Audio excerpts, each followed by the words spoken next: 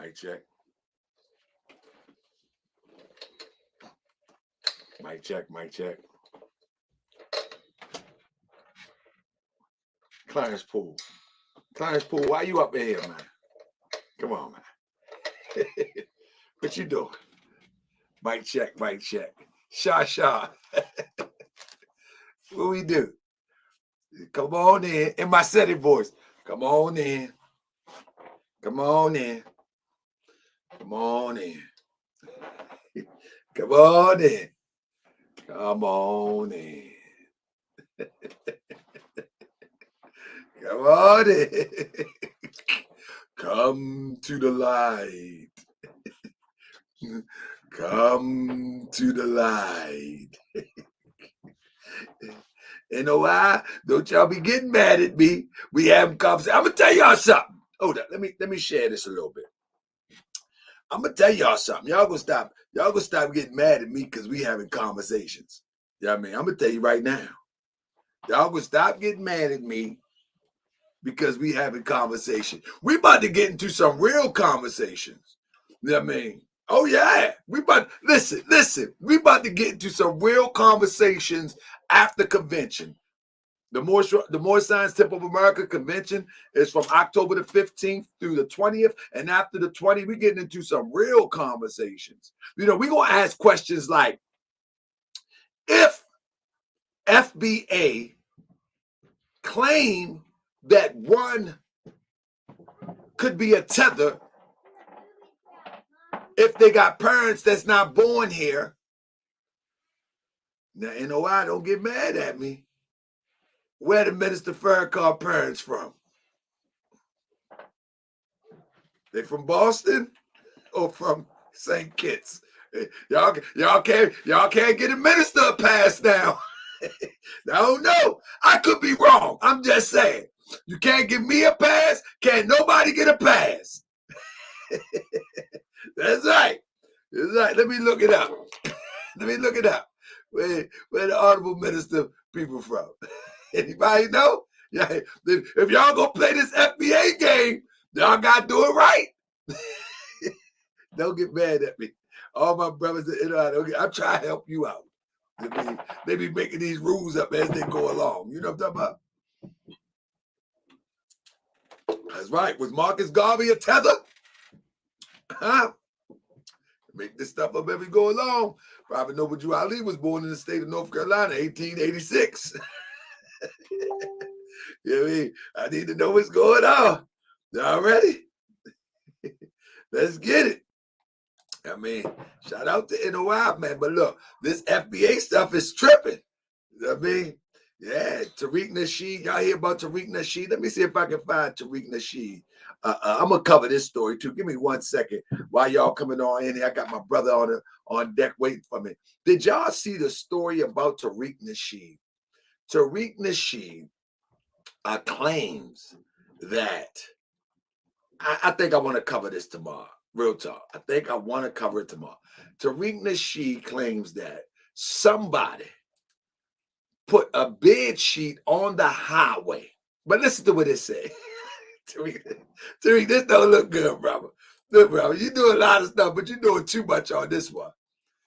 That somebody put a bed sheet. This is how I'm going to be doing my show from now on. I'm going to do some cover stories real quick. What up, I been did that? Look, that somebody took a bed sheet right here. You feel me?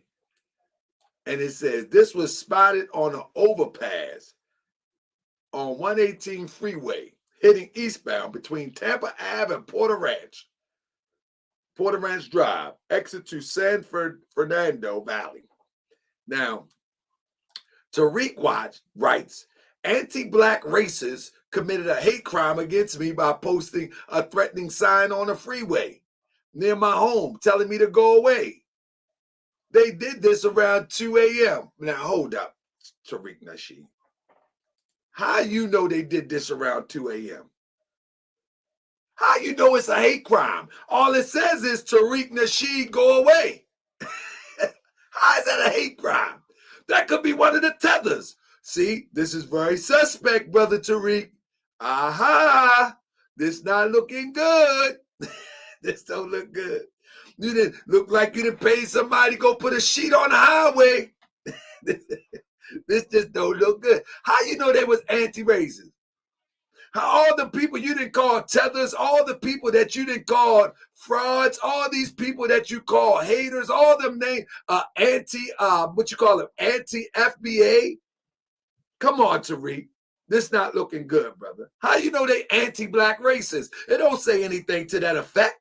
It just say Tariq Nasheed, go away, pound FBA $8. In fact, it must be on the radar because my next show is about FBA, is how FBA seemed to have co-opted the whole ADOS movement. Because when you compare it, that's what it looks like. I'm not going to be talking about Tariq Nasheed. I'm only talking about what I just seen come across my desk.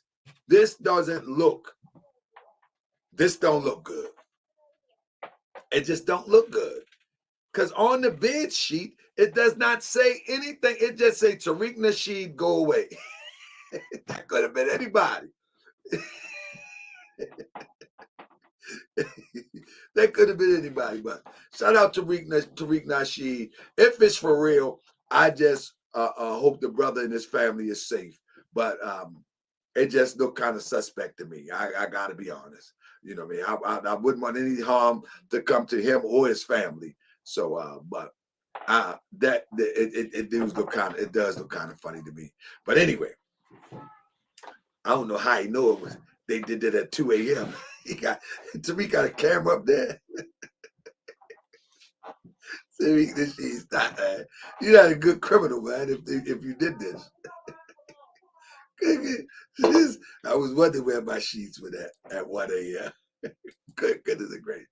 Anyway, so today, family, this show is a show that is requested by my young brother, Khallid Shakur. Now, brother Khallid Shakur was watching the show with Sister Star. Y'all remember Sister Star?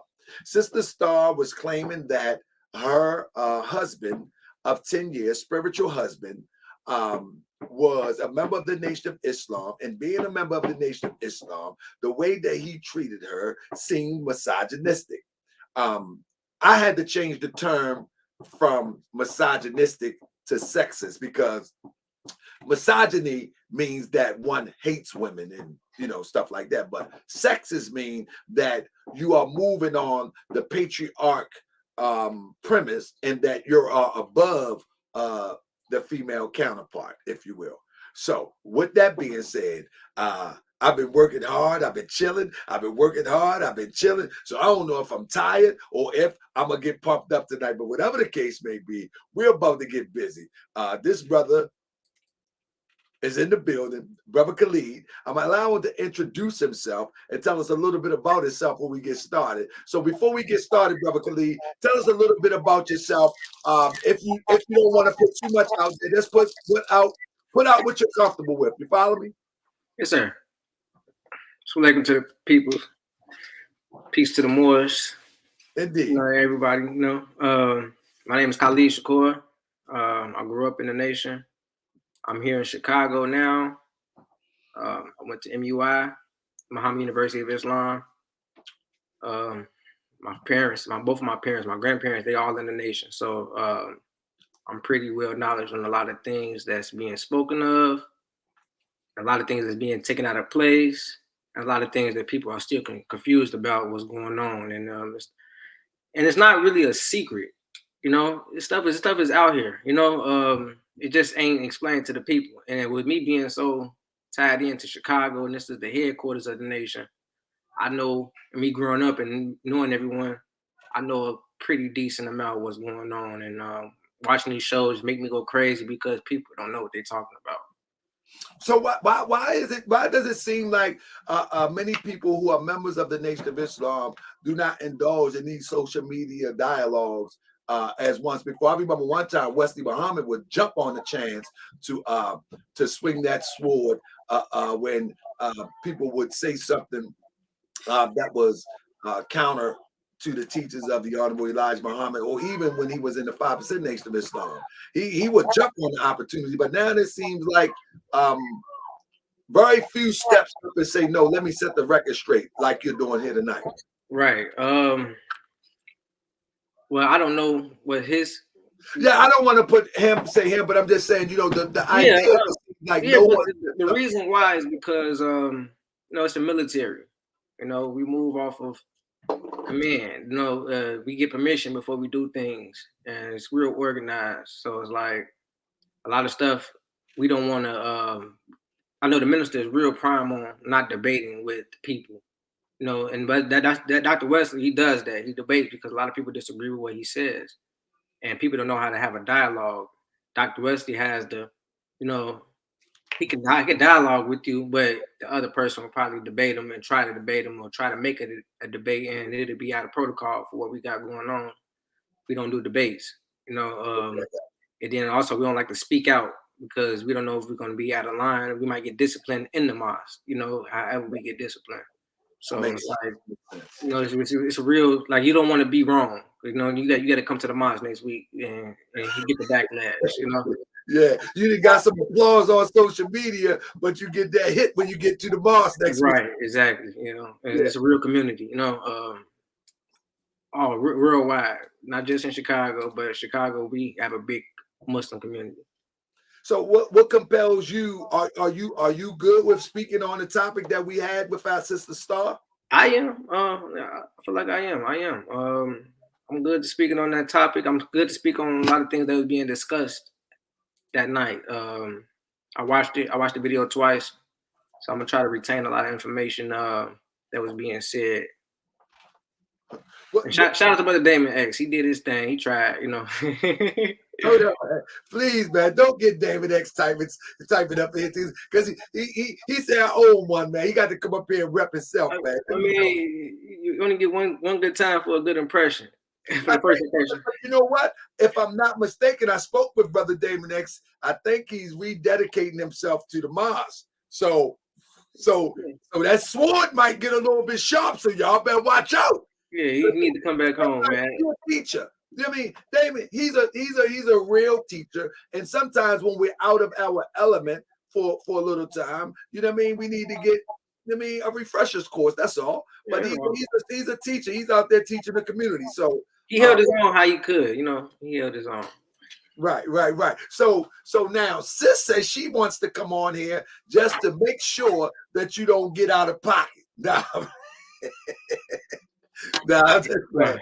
So what part of the conversation triggered you to say, hold up, man, hold up. This is not the nation that I know, or not one of the brothers that I've been around to represent, as she say, this brother has represented the nation for her. What triggered you? When she was talking about him starting his own mosque, that's not something that we do. We don't just start our own mosque, and we definitely have study groups. Study group is the thing. Like prior to COVID, we would meet. I could tell if it was probably after COVID, they had the phone call conferences and stuff like that. We do that, but we meet in person, like Brother Damon X said, and it's usually like it could be in the basement of a school or in a church or anywhere. You know what I'm saying? We meet and then we develop our community, and then we build temples based off of that. Like we don't just, I just want to start a mosque. Let me just start one. No, you got to talk to the higher ups. You got to come all the way back to Chicago for that. So, but I think what she was saying is that he was speaking with people in Chicago, and that's what he was working towards. Okay. I think that's what she was trying to say, but it seems to me like, she'll be on in a little while. It seems to me that whatever he was telling her, it just didn't seem it was all of the information to give her the ability to speak on it. Exactly, and also I'm not discrediting her at all because she could have, and I'm not going to say I don't believe her. You know what I'm saying? It's just the fact that it's just not how we move. A lot of, at least the brothers that I know in the mosque. That I encountered with, and I grew up with these brothers, they don't move like that. And if a brother is out of line, he gets checked real quick. You know, Well, let me ask you. Her idea was that yes, uh, in her relationship, and because he was connected or a member of the nation, according to her understanding, that he was a misogynist, and that and I think that might be the wrong word after I considered it because that's for a hatred towards women. I mean, people use it loosely today, but I think what she probably would mean, and I don't want to speak to her, I think she probably would mean a sexist. Whereas though you see that the male is more stronger, more equipped, more qualified, more intelligent than the woman or the female, if you will. right, But to the point is that she felt like he was, and I don't want to put words in her mouth, but he was sexist, and it stems from the teachings of the Nation of Islam. right. And if she was well equipped in the teachings within her 10 years of being encountered with his brother, she would have her own idea of our teachings. You know, instead rather than just him showing her the way. Like, you know, when you read and hear the quotes and stuff the minister and the messenger said, there's no misogynistic stuff or sexist things in our teaching at all. The messenger speaks of the black woman as high. You know what I'm saying? She is God as well. I just listened to a table talk. I don't know if you know what the table talks is. One of our Imam Sultan. We do have an Imam, by the way, but Imam Sultan, he has his father was a recorder of a lot of the table talks that the messenger had at his table, and they have conversations. You can So the get it Nation online. does have imams, bro. I never knew that.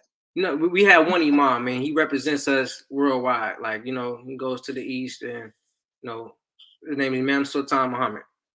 He's the great he's like the great grandson of the Honorable Elijah Muhammad. I've never knew that. Yes, sir. Never. Okay. How does that work? Is I mean, this off topic a little bit. How does that work? That you know, what I mean, if he's an imam, is he a part of a Sunni community No, and he the nation, or he exercised the title as imam within the body of the nation? that's more like what it is. He exercises that title, and he actually grew up in the East. You know, his father, who is the grandson of Elijah Muhammad, raised his family over there, and he actually knows Arabic front to back. He taught me Arabic when I was in seventh and eighth grade.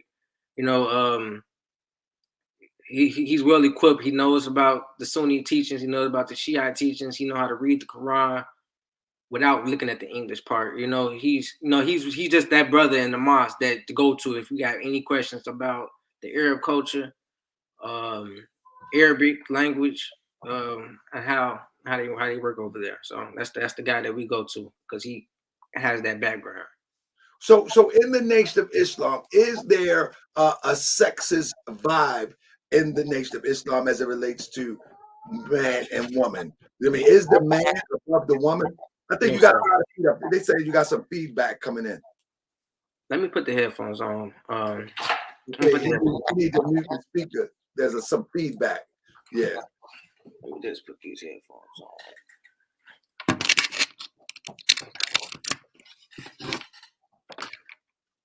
All right, can you hear me? Can you hear me? Yeah, I can hear you. I don't know Okay. if feedback's still there. I can't hear it that good, but they might can hear. So, is there a hierarchy where the man is top? And I'm gonna ask some more questions too before we get to that. Before we get deeper into it, is there a hierarchy where is the Nation of Islam a patriarchal system? Whereas though the man is always the head and that's the end all be all, that's it. Forget about it. Keep it pushing. That's not true.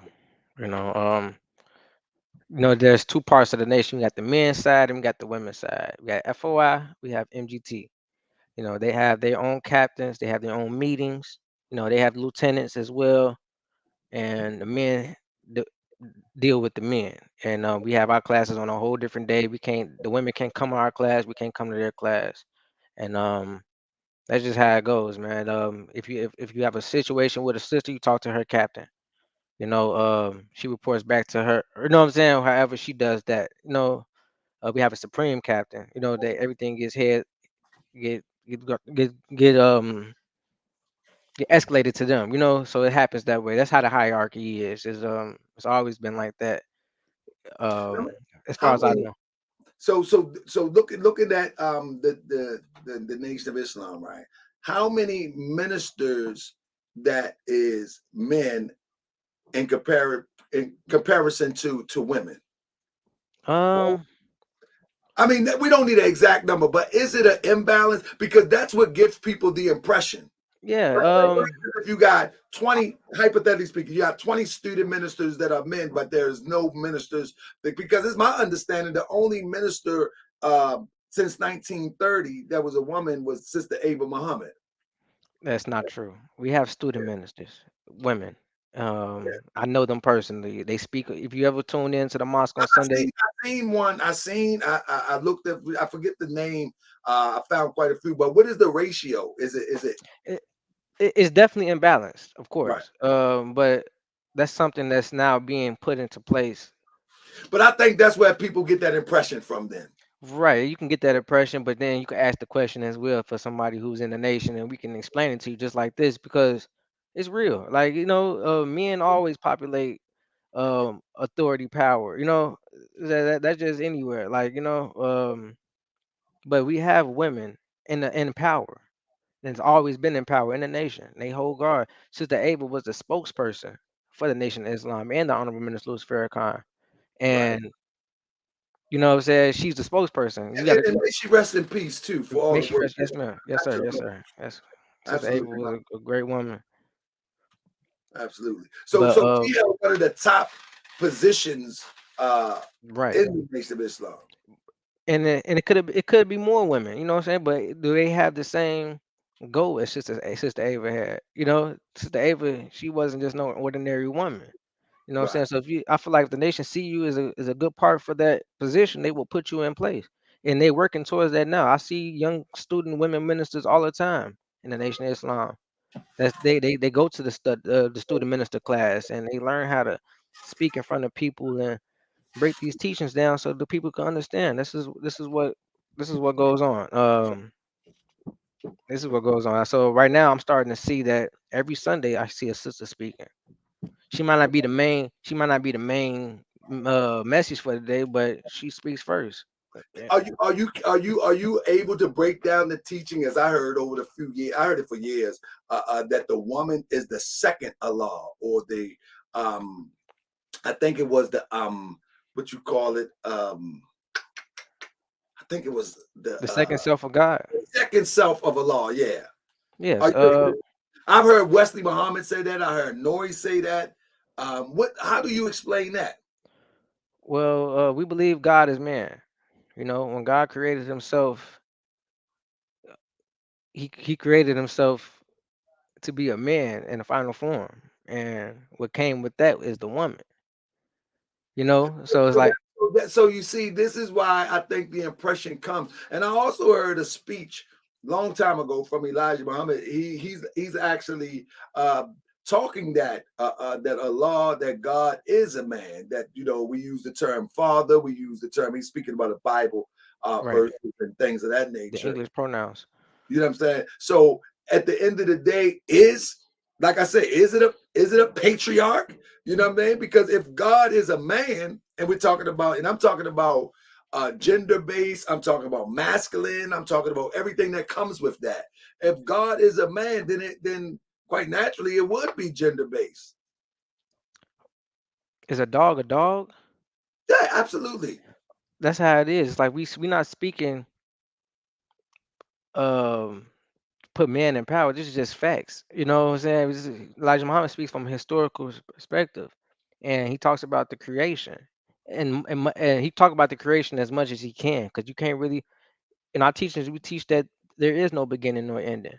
So there's no even point of us even talking about what happened in the beginning because it's so far behind us that it doesn't even exist or we can't even fathom the beginning. So, and our teachings just teaches that the Nation of Islam has no beginning nor ending. That's Right. talking about all of our history. You know what I'm saying? So we talking about who came first between man and woman. It's irrelevant because I don't think I'm referring to who came first. I'm referring to that it's a statement that Elijah Muhammad made that God is a man, regardless of it came first or right, second. God God is is, but he's also the black woman as well. Yes, sir. and then the statement I had Nori say, honor to Brother Nori, as well as Brother Wesley, that the woman is the second self of God. Like, so who is the first self of God? God himself. So what self of God are you? The first or the second? I'm not understanding the question. One more time. What part of God are you? Are you the first self of God, or are you the second self of I'm God? from both. I don't understand the question because it's like, All right, let me break it down like this.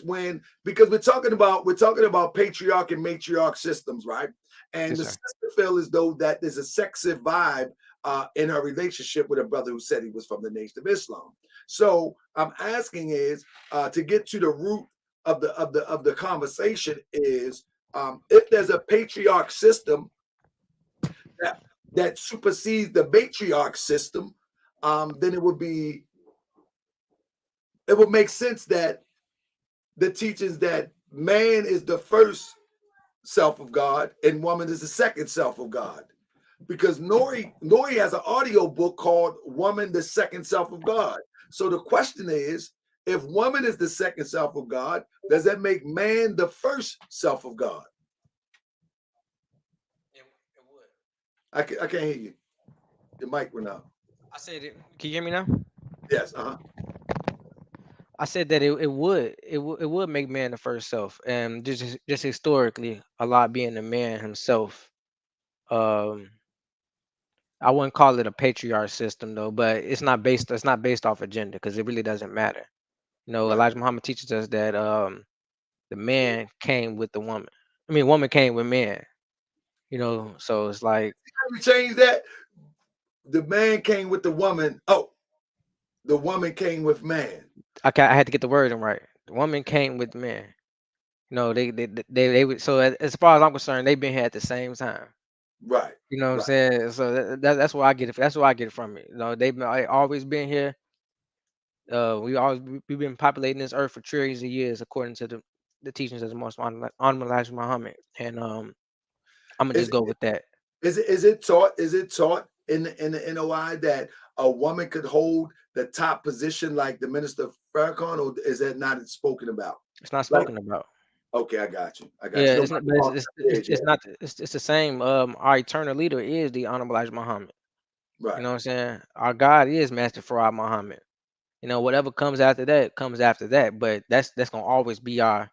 You know what I'm saying? But we don't teach that men or women hold the higher positions in the nation. We don't teach that. It's just, I mean, it's being shown like that right now. But it's still the beginning of the nation. It's still the beginning. It's only been 90 years.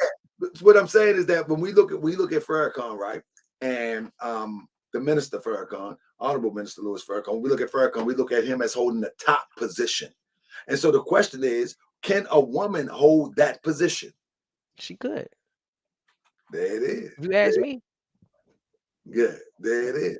I mean, Um, and I feel like that's being orchestrated so that it could possibly happen. Because like right now we have a council set up, right. Very familiar with and that. there are women in the council. You know what I'm saying? They have authority over what's going to be happening after the departure of the ministers. So it's like, yes, women are in the hierarchy because the ministers got it set up so there won't be no leader. It won't be another him. We control by this council. Right. I think it's Right. 13. I think it's 13 in the council. And I don't know. I don't know the ratio of the men and women in there. But I seen a couple women in there. But it would be a spokesman for the council though, so it help people understand what is like Sister Ava Muhammad being a spokesman. There will be a spokeswoman. There will be a spokeswoman for the council, so the public can get a better understanding of what's going on. Or is that just for internal business of the NOI? I'm hoping that it goes that way, that it could be worldwide, so the whole world could know. But I'm not sure what's going on because a lot of the world doesn't know now. Unless someone like us come out here and tell Moore's World TV and let you guys know what's going on. I don't, because that's not happening right now, honestly. But hopefully that it happens in the future. So let me ask you a question. You don't mind me asking, how old are you, brother? I'm 24, 25. Excuse me. 25. Amazing. Y'all got to give it up for this brother. Khalid is amazing. Look how calm he is. Look how poised he is. This is amazing, brother, because most people get on the show and I ask them some of these hard questions, which these are really not hard questions, but because you're learned. When you learn, you're confident. When you're prepared, you're confident. But I ask some of these questions to brothers who may not be so learned because they've been sitting around. They've been standing around on their posts, and they get frustrated with me, like I'm trying to set them up or something. You know what I mean? Right. No, you talking for the people. Yeah, absolutely, absolutely. So, brother, if you could explain, now I want to go back to that. If you could explain the second self of God, I got to get that, brother. I want people to get that. The second self of God is, if you could just articulate it the best way you could to help people understand it. The second Okay. self of God. So we read scriptures. In the beginning was God, and the word was God.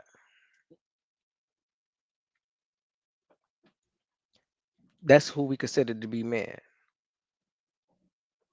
And in order for that man to reproduce himself, he found in himself a second self and brought it out and manifested it and made a woman. This is in the beginning. So it's like this. I can't tell you how it happened. You know what I'm No, I saying? got Like, you, brother. You know, but the he found concept. No, good. Go he, ahead, brother. he found in himself another self, another side of himself. Like us men, even now today, a lot of men have a feminine side. You know, us men, we have XY chromosome, right? This is now we talking science. The woman has, I believe, XX chromosome. So we have both the X and the Y. I could be wrong. It could be Y and Y for the women or X and X, one of those. But we have both sides. You know, so that just breaks it down right there. We have X and Y, and this is what makes up the woman and the man and the chromosomes. So I can't really get too deep because I'm not a scientist and things like that, but I did read that. Like um we have that feminine side in us as well. And you see it nowadays being exploited crazy in a black man. You know, So we had a comment in the chat say, why couldn't a woman find her other self and that other self be the man? because she didn't exist first. So man existed first. So, Yes. and I'm just not saying this. I'll put it up here.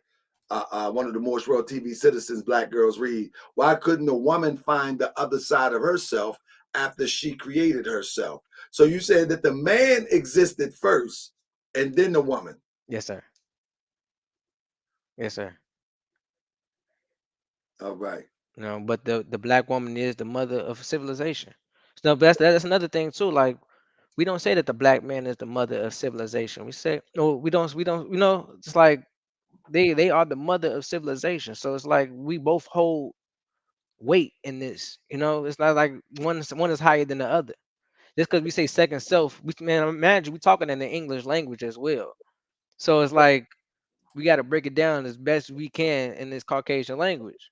But this is what it is. Before this, we didn't even speak this tongue. You know, so we breaking it down. Elijah Muhammad broke it down as best as we could so the people could understand. But and he put it so many different ways just to let you know that we've been here. We've been here. We will always be here. And there never was a time when a black woman and man was not. No, that's how we break it down. And if you want to get into second self, he taught us that the woman was created after God. You know, so we got God and we got the woman. That's how it goes. So the woman ultimately, brother, if it goes like that, then the woman, it would be, I don't want to use this word, but wouldn't that mean that the woman would be subservient to the one that was created before them? Wouldn't that make sense? Like, so if God created the woman, then the woman would be subservient. Whatever you create, that which you create is subservient to you, per We se. we, we don't teach that. No, And because no, I'm, you and gotta I'm think about it. We gotta think about it. God needed that other half. So he want to make something that he needs. He's not going to be make him subservient to him. It's going to work in nature together. You know, nature. We have law of nature that goes on. You know, it's not about who controls what. It's what works together. You know what I'm saying? It's No, what works. what I'm saying is the concept of God, right? Is that God created everything that is, was, evermore to be, and according to the Quran, anything that God creates, then that which He creates must submit to the nature of God, if you will. You know what I'm saying? So Yes, what sir. I'm saying is that if man created himself and the form of woman, then that would be, that just sounds to me like the woman would be submissive, if you will, to the man or to Okay. the God that created. This is how I see it. We teach that the black woman is the second creation after God Himself. After that, everything came. I believe that second self helped Him create everything that we see. Everything, the sun, the moon, and stars. No, that's it's being created not just by God, but His second self. Not no, it's not that first self, but the second self as well. That other half. So I don't believe that He created just for the woman to submit to the laws of nature. No, I believe they created the laws of nature together. You know, it came with it. It all comes together. It's like a little package. I got, I Yeah, got them. that's the best way I can explain it. I mean, No, that's all good. That's all good. So when the sister came on, what else did the sister say that you wanted to try to touch on before she get on? um, she kept trying to deflect the conversation from her experience and then jump on the minister. I don't play no disrespect towards the minister. I believe that man. I've met that man. You know, I've been around for a long time. I know this man he's not perfect. Never said that. But this man has good intentions for his people. You know what I'm saying? In the public and the private. And it's just that she kept trying to like deflect the conversation back to what he was saying about to Reza. I mean not to Reza, but in the conversation that was being recorded. And Let me say this real quick. Listen, family. This is my brother Khallid Shakur. And I see y'all saying bring Risa Islam on, bring Wesley on, talk to a brother this and talk to a brother. Why can't we listen to our brother Khalid Shakur and let him express? I think the brother explaining this extremely well.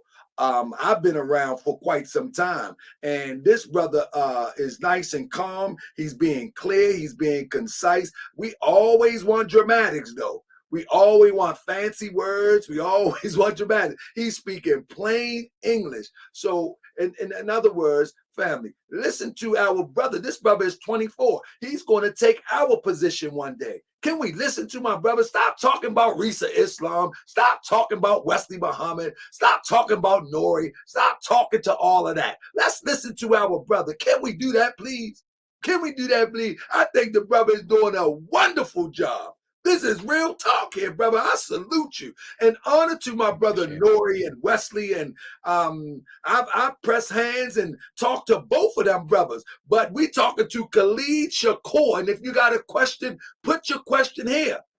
Talk to the brother, ask the brother. Period, point blank. But I'm looking at the chat, I'm like, where's Risa? Where's the man? Listen, this is about Khallid Shakur tonight. All right?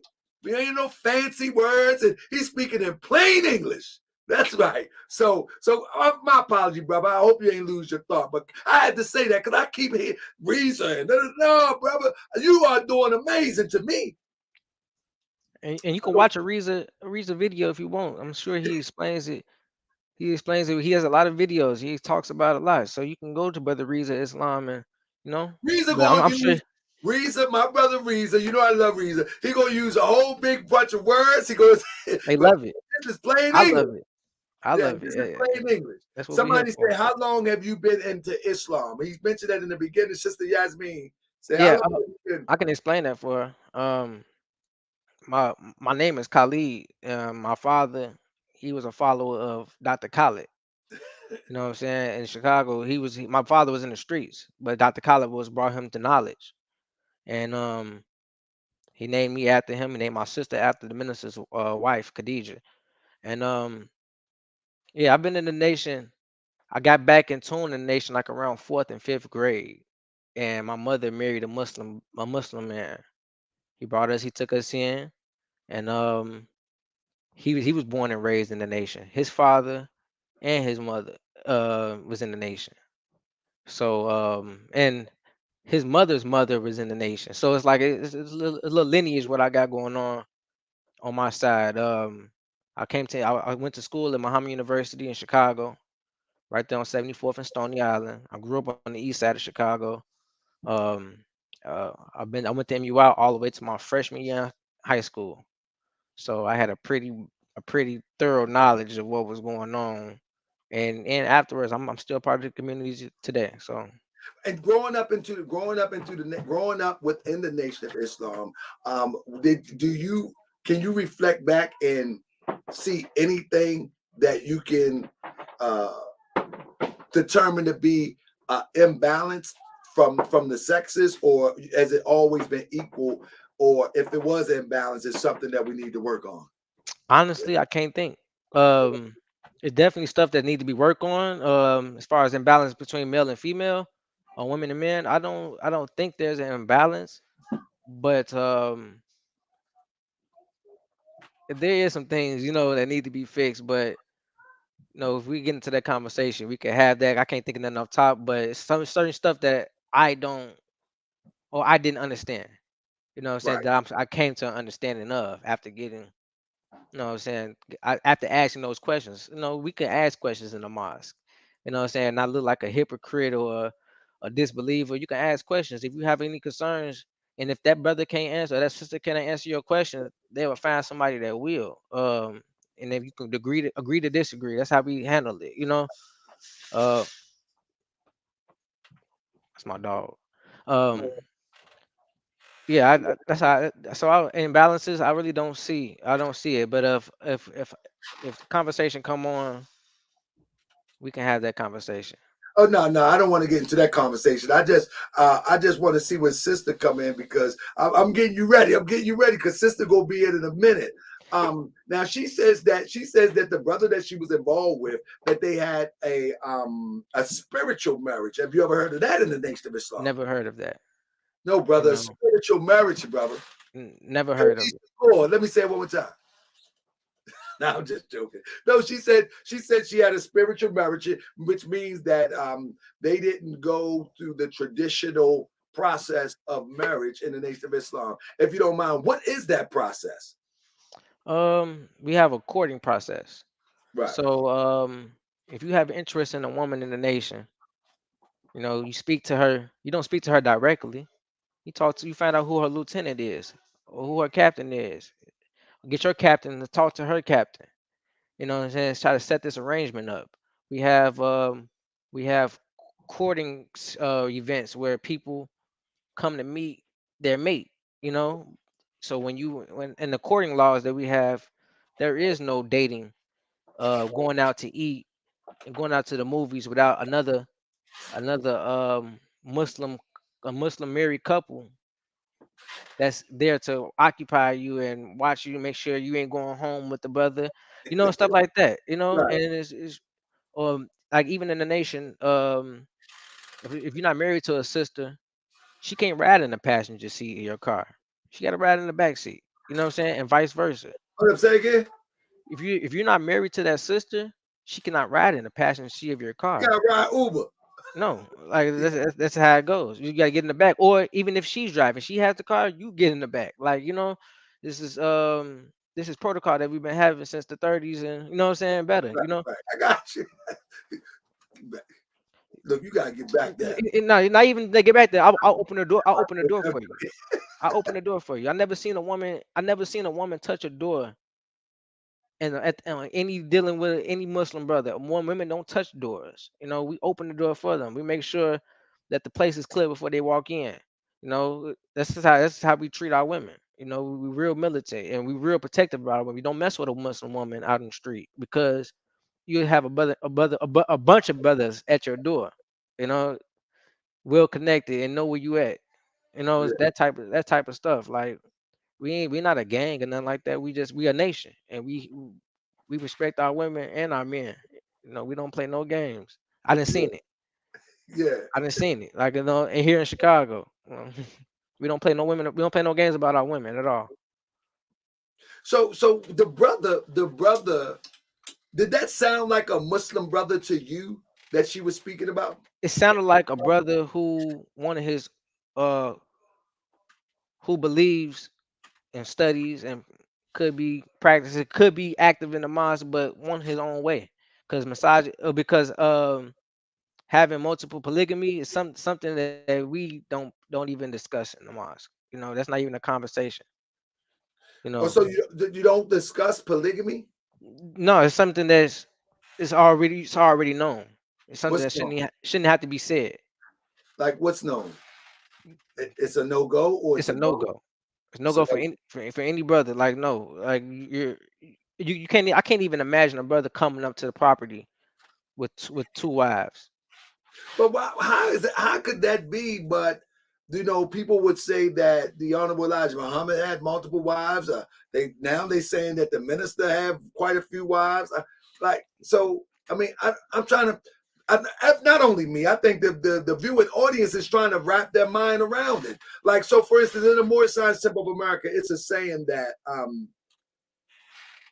if you know, you must be what and the master leaves his footprints clearly cut. So those who want to go that way could go that way. In other words, you lead by example. So if the Honorable Elijah Muhammad had multiple wives and the Minister Farrakhan has multiple wives, wouldn't that be permissible? And if not, why not? It would not be permissible. These men did what they did in their own personal lives. You know what I'm saying? That don't make it okay. Um, and for the reason that they did it, the average person wouldn't understand. You know, the product of what Elijah Muhammad did when he took on other wives and made these children. This was um, this was the science of mating. You know, there's something that we're not taught in our community, the science of mating. And okay, I can break it down. This is my understanding of it. You know, and most Elijah Muhammad had Mother Clara as a wife. Before they met Master Fard Muhammad, they had about 5, 6 children. You know, and um, towards towards the end, like around the I want six, you to be clear on this. Honey, he's talking about the science of mating. Listen up. Come on, Khalid. Now I'm yeah, playing. Trouble. like Elijah Muhammad understood the science of mating. His first set of children, man, they were like the destruction of what he had going on. You know, we got one of his sons who was playing Muhammad Ali for his money.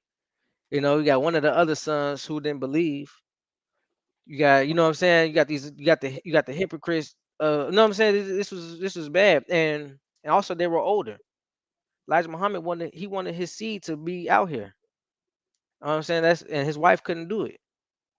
You know what I'm saying? So he took on other women. This is private. This is private. Is this what he said, or is this what is taught? This is me. Oh, okay, I This got you. is me. I'm bringing out my understanding so that people can understand as well. Um, so I'm not saying that Elijah Muhammad knew this was going to happen with his children, but this is my understanding that I think that he was on the path that he was on. So he chose other women to have children with. Not really not really too much of a relationship like how he had with his primary wife, Mother Clara, but someone to carry his children so his seed can keep going. But then Brother Ishmael, Absolutely. representative in Chicago, that's he's a product of this. Mother Tanetta was his mother, and he's helping the minister out today. You know, he's holding the nation up. Brother Ishmael, great brother. I know a couple of the other children that the messenger had as well. They helping the minister out today. None of the previous from the first marriage is was holding on the flag. They wasn't holding on the flag, and the messenger saw that coming. That's what I believe. I believe he saw that coming and he set up these relationships with other women to carry his children. You know, and I don't think that the messenger was a freaky guy. I don't think that he was lusting for over women. The man was old. You know what I'm saying? He decided to start having children again. This is a man who was born in 1897. He decided to start taking on other wives or having children with other women in the late 50s. You know, he's almost 60 years old. Imagine he went on a run for a whole 14 years. 7 years, he did 7 years, like he was gone. And he didn't try to look for women then, you know. I want to just interrupt real quick. I want to be clear and let people know that I didn't seek Brother Khallid Shakur out. Brother Khallid Shakur reached out to me. I know he's a young, bright brother, and so I want to give our young brothers. Why we always got to have the older people up here, my age, that I. So somebody said, "Why you got somebody?" I mean, so ridiculous. I ain't even gonna. I ain't even I'm gonna not reading the comments, man. I'm I'm not not even gonna even here for repeat what that. these people say.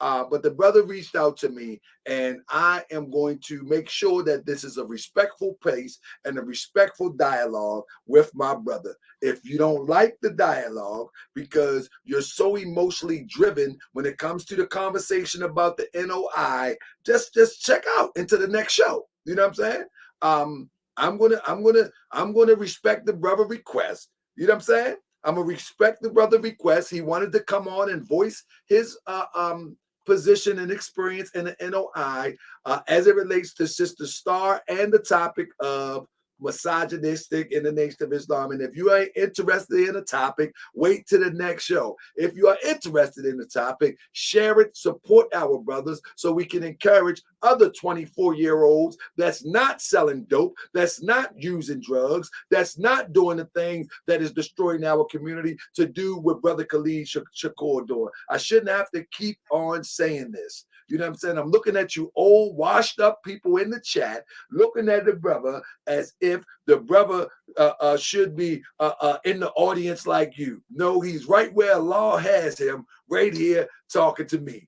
Indeed. And we want to encourage other young people too. And we're not going to have anybody to belittle or even consider that this brother is not qualified. We're not going to do that, not at all. And we ain't going to have no disrespect. That's just what it is. And that's the last time I'm saying, man, because, man, we don't encourage it. Brother, you 20. How old are you, brother? Say it again. 25. Come on, man. 25 years old. And he reached out to me because Sister formerly known, said something that rubbed him not the wrong way, but rubbed him in a way that he thought that he wanted to address it. And he's here to address it. Let's support our brothers. Let's support our sisters. If he came over here talking about how much drugs he sold, how many Bentleys he had, and then he found Elijah Muhammad, we'll love it. Yeah, I killed this one over here, and then I found Elijah in prison. We'll love it then. Let the brother speak. You know what I'm saying? With that being said, it's about to get hot though, Brother Khalid. Yeah, I'm reading the comments now, man. I'm looking at I want to address everything. Brother. Huh? But you are a very highly intelligent brother. Ain't it amazing that the state of, and this, listen to this, brother. These are those that are supposed to be your senior with these. These are not your peers. These are not your peers. Unbelievable to me. And he didn't say anything out of order. He's very, I think you're choosing your words wisely. But now, let's move on. I ain't even going to watch the chat no more. Let's get it. Let's get it, man. Sister Jamila, you're incorrect. Real quick. I'm not okay. I won't even if you want to use the terminology wives. I want to say this: if anybody wish, none of y'all reached out to me to talk about this topic. But now the brother speaking on the topic, you said we know more, GS. We know more. Then why didn't you reach out to me? Why didn't you reach out to me? Let the brother demonstrate, because our sister formerly known is in the building now, brother. So go ahead, brother. Go ahead. I just wanted to address alone. Sister Jamila, she said that he didn't have multiple wives. Farrakhan made the narrative up so it can make it okay for him to do it. I've met these children. I know a lot of them personally. All They right. look like the Elijah Muhammad. You know, I know a pretty good amount of them. They're in the nation today. And they're standing with Farrakhan. So I don't know what you're saying, Sister Jamila. These are, you know what I'm saying, real. This is stuff that Elijah Muhammad never claimed them. I don't know about that. Honestly, I wasn't there. I haven't read it either. But um, it was nothing for him to claim. I don't think that he wanted everyone to know. But since it's out here, let's talk about it. You know what I'm saying? Since Malcolm X brought it out, let's talk about it. You know, because he didn't talk about it. Even after that, he didn't talk about it. You know, the minister brought the wives up, and he showed you some of the product of what happened with those relationships. He showed you the children. These are real children. These are their father. You know, they grew up in the home with him. Some of his children he raised them in Mexico. But the Ishmael and his siblings, like they were raised in Mexico with Sister Mother Taneda. The messenger used to come and visit them. You know, he had a home out there for them. Like this is true. This is not secret. This is not secret information. This is stuff that's I've been knowing for a long time. You know, since I had these relationships with these people, I know this. I know the grandchildren. Some of them I know some I know the grandchild. I just got off the phone with one of the grandchildren. He's my age. You know, and so I know what's going on, and I have these conversations with them as well. This is not nothing that's been made up by Farrakhan. This is not to bash down Elijah Muhammad. This is what he did, and this is the product of what he did. And I'm sure he would. I'm sure he doesn't regret what he did. Indeed. Well, now we get into the part of the show. We right on that hour line, brother. As I said, sister was coming through, and now we got sister in the building. And I'm gonna step back. You ready, brother? You got your gloves on? This is this sister something else. She's something else, Khallid. But here we go. How you Welcome doing? back, How you sis. peace, What's sister? up? What's How up? you doing? How you Welcome, doing, brother? welcome back, sis. Now you know since you was on the show, not only did Khallid reach out to me and he wanted to have a conversation with you and talk about what I determined or predetermined or considered to be a Right. patriarch system or a sexist system in the Nation of Islam. He wanted to talk about that. Also, he wanted to address some of the comments that you made about the brother in the Nation of Islam, your spiritual husband. But Damon X also want to sit I down with want you. Damon X brother to Harker. I want him on a platter, brother to Harker. Now this brother Khalid, this like my baby brother. I don't have no ill will. You know what he represents the innocence of the NOI. You know what I'm saying? His heart has not been broken by the NOI, and Hold up, don't talk so fast now. He ain't laying stuff out yet. No. all right. Yes, ma'am. Everything is well. So brother Khallid. So hold up, before sister come in, before Khallid, sis, what have you been doing?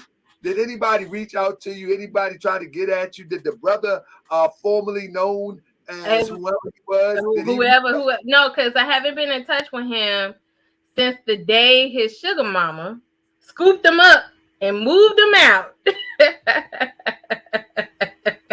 Fat.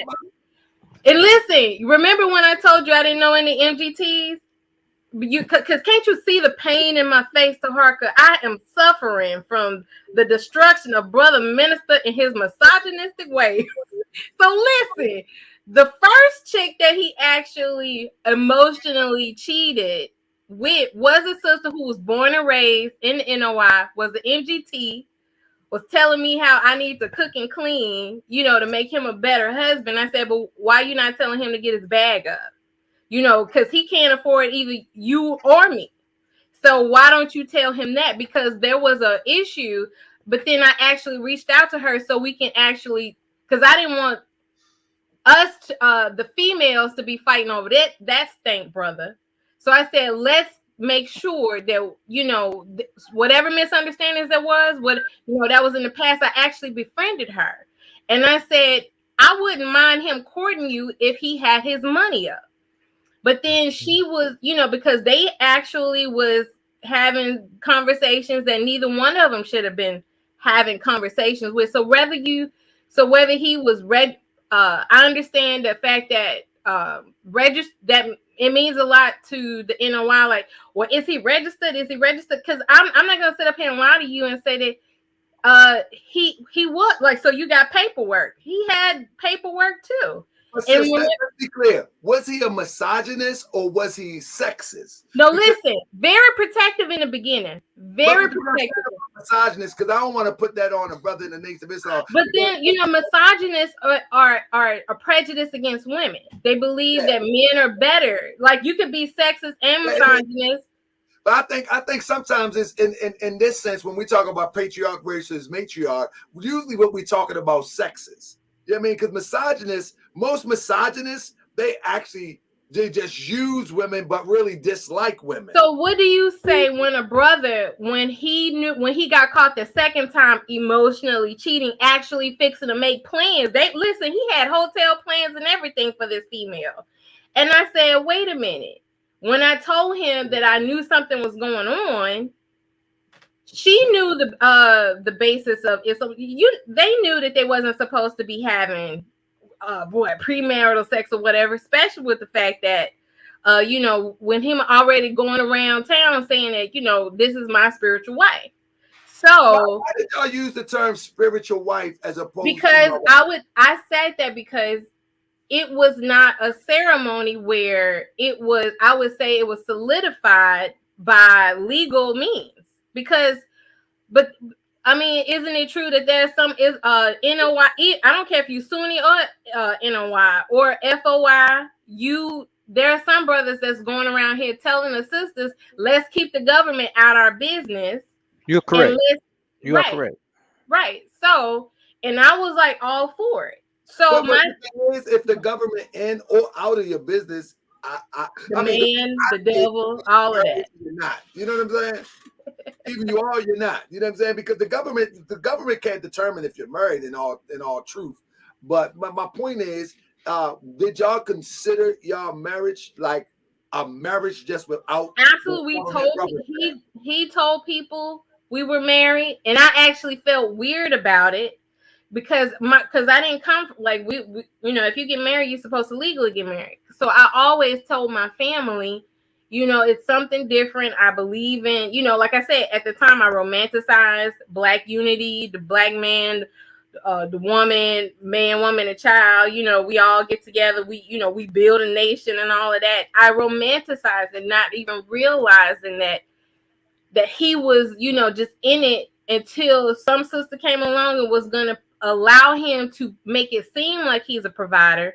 But she provided all the finances she told him, I will, if you leave her and your listen, because he said, listen, I got a step kid, that's still in the house and I have children. I don't want to, he was actually trying to back out of it, but she was like, well, if you leave, I will finance, I will put your store up. And she actually did that. You leave her. But when I called him, he wasn't trying to leave me. He was trying to if you be like her, I will stay with you. And I kept telling her, because she kept saying, why you didn't leave a long time ago? I was like, why are you even here? So you have women who actually help this dude, become, operate in his own stuff. Because you got some desperate sisters out here that would do anything just to have a man. And the fact that the first one was born and raised, she was an MGT. And I caught them having, sexual conversations. You're not supposed. So whether you registered, non-registered, or maybe you a sloppy, maybe he was a dusty NOI, I would not even dispute that. But you have women who registered, born and raised, MGTs over here allowing this brother to, be adulterous. And actually having sexual conversation. Like, why are you doing that when you're not, even courting him? All right, let's give it to Khallid. So Khallid, what do you gather from all that, and what's your response and any question that you had concerning the show? I'm just not getting like a better understanding of it. And the brother was, We was playing a game, like any, I what I'm saying? totally Like agree with I you. bring up like the minister said in that recording, you bring the nigga out of us. Like we got it, That's we got misogynistic. it in us. You know what I'm saying? But So that's sometimes not. But to blame the woman, though, no, brother. it's not true. It's not to blame you. You know what I'm That's saying? It's the blame is if all on the him because nigga is he in you. You brought it. He brought it. Like, say if RZA actually did that, RZA would be responsible for his own for behavior. sure, Whether the for sure, sister let him lay down in the bed, for if sure, his sister tried to stop him and didn't want to proceed, for and he sure. forced himself on her, then you can't. The minister has no right to go around telling the brothers that you don't have it. You bring out the nigga in One us. I'm second, sorry, the one N word second. in us. The minister has a right to do anything or say No, anything that he want as the leader that's of our. cultish. No, ma'am, Khalid, listen. I'm gonna let you One finish. second, because the minister is the leader of the women's class as well.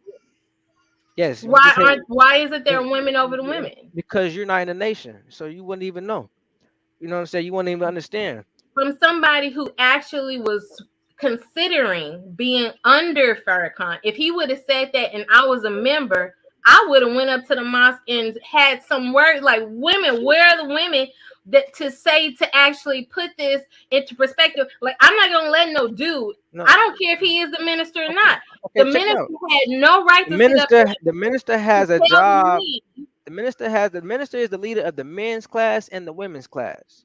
So he which is has a job. He misogynistic has a and job. sexist in No, listen itself. to what I'm saying, because he wasn't self-appointed. Okay, Who he ordained was him? Elijah Muhammad, And who ordained Elijah? Master Farad Muhammad, who we believe is a And lying person. who ordained Farad? We not finna go all the See, way back. No, we don't even know no, Farad's no. race. Just listen to what's being said though. Because these women respect and love the minister, and they listen to his words, and he's on their side. So If he was on their side, no, if ma'am, he just real go quick, ahead, just real Khalid, quick. go ahead, Khalid. So in the conversation, he's disciplining them both. What you hear more, I was there. What you heard in a little 7-minute conversation and a 7-minute recording, you heard him going more on the woman. But At he the said those sound bites. Every little word that was said was. Did he say it? that was valid. Okay, now Okay, Khalid, let me since tell you this. It when Farrakhan said, "Oh, Khalid, no, no," basically trying to simulate the situation where if she was trying to back out of having sex with him, you bring the nigga out of us, giving RZA permission to have no, access it to doesn't sex. give him permission. It doesn't give him It permission. does. No, When ma'am. Farrakhan said, "Oh, why did you lay down in the bed with him?" Because why did you lay That down in the bed sexist with him? and It's this. No, misogynistic. ma'am. Listen to Could what you it, said. Why did you really lay quickly, down in the bed with him? could it be he Hold on, holding? I gotta, I just says, could it be that he's? And I'm just throwing it out there because I hear Khalid position. Could it be that that the minister is holding both people? Both. Why didn't he do a reenactment of What is this? you Could don't it know be what that he he did. holding? Could it did be he that do a he holding? reenactment of RZA? Khalid, tell the truth. Did he do it? Okay, No, that's what I thought. You saw that look on his face, listen to what I'm saying. Did he no, Listen no, to no, what I'm no. Did saying. he? You don't No, know, no, no, no, man. no. Listen, No, Taharka, do you understand the fact that I Khalid get just you. I get confirmed that there was no reenactment of RZA saying, well, baby, come on, baby, let me have it anyway. Because that's what was the mentality if he forced himself on her. Okay, so sis, I want let Khalid finish his sentence, but I wanted to finish mine too. She had it in there. Now, I want to say, but could it possibly be that he is reprimanding both of them equally? Minus, I heard what you said, minus the reenactment. But he could have, if he would have left out the reenactment, would it be The fact that he put the reenactment to Harker, the fact that he actually reenacted her role in this situation and then do a reenactment for RZA, showing how misogynistic, like a brother has like a man has entitlement to sex because he's laying down in the bed with a female. You wasn't there. All right, now let's wasn't let there.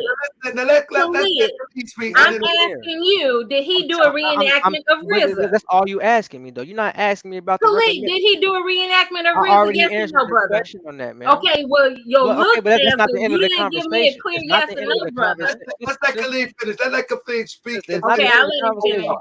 let's let him get his I'll let whole. him finish. I'll let him finish. I respect you, sister. So I want you to make sure we on the same I level. appreciate you, Khalid. I respect you, and I won't disrespect you. Okay, so I'm telling you that he did a reenactment of her.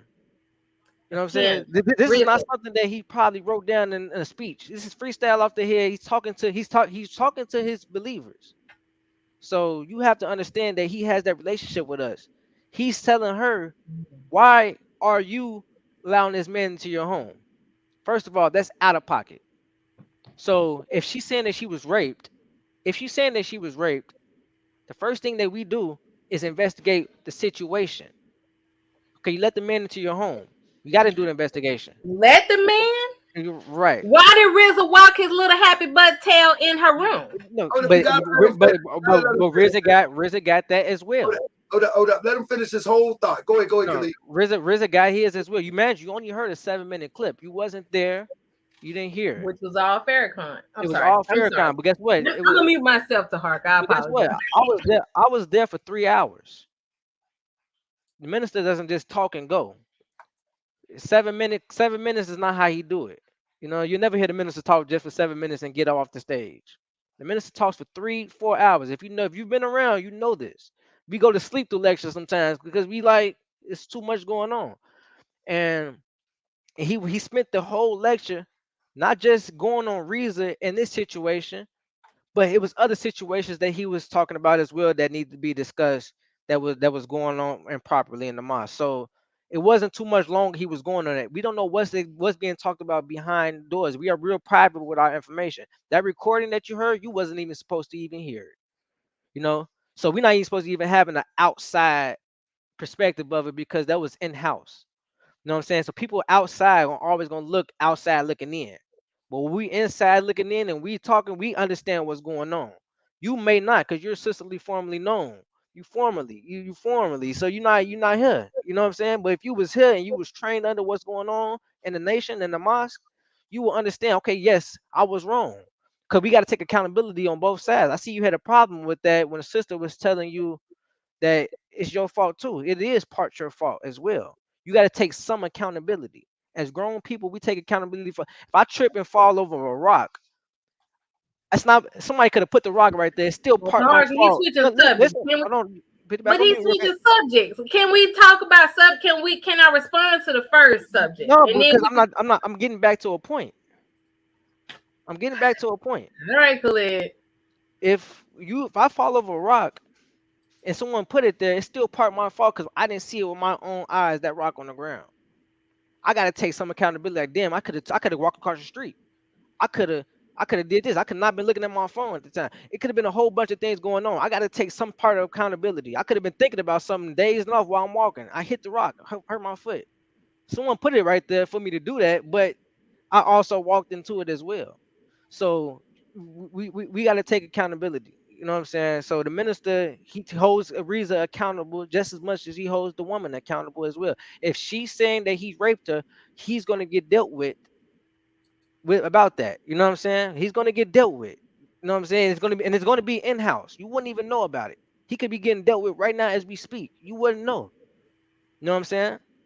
So that's what's going on. I'm gonna close that. I'm gonna close on that point right there.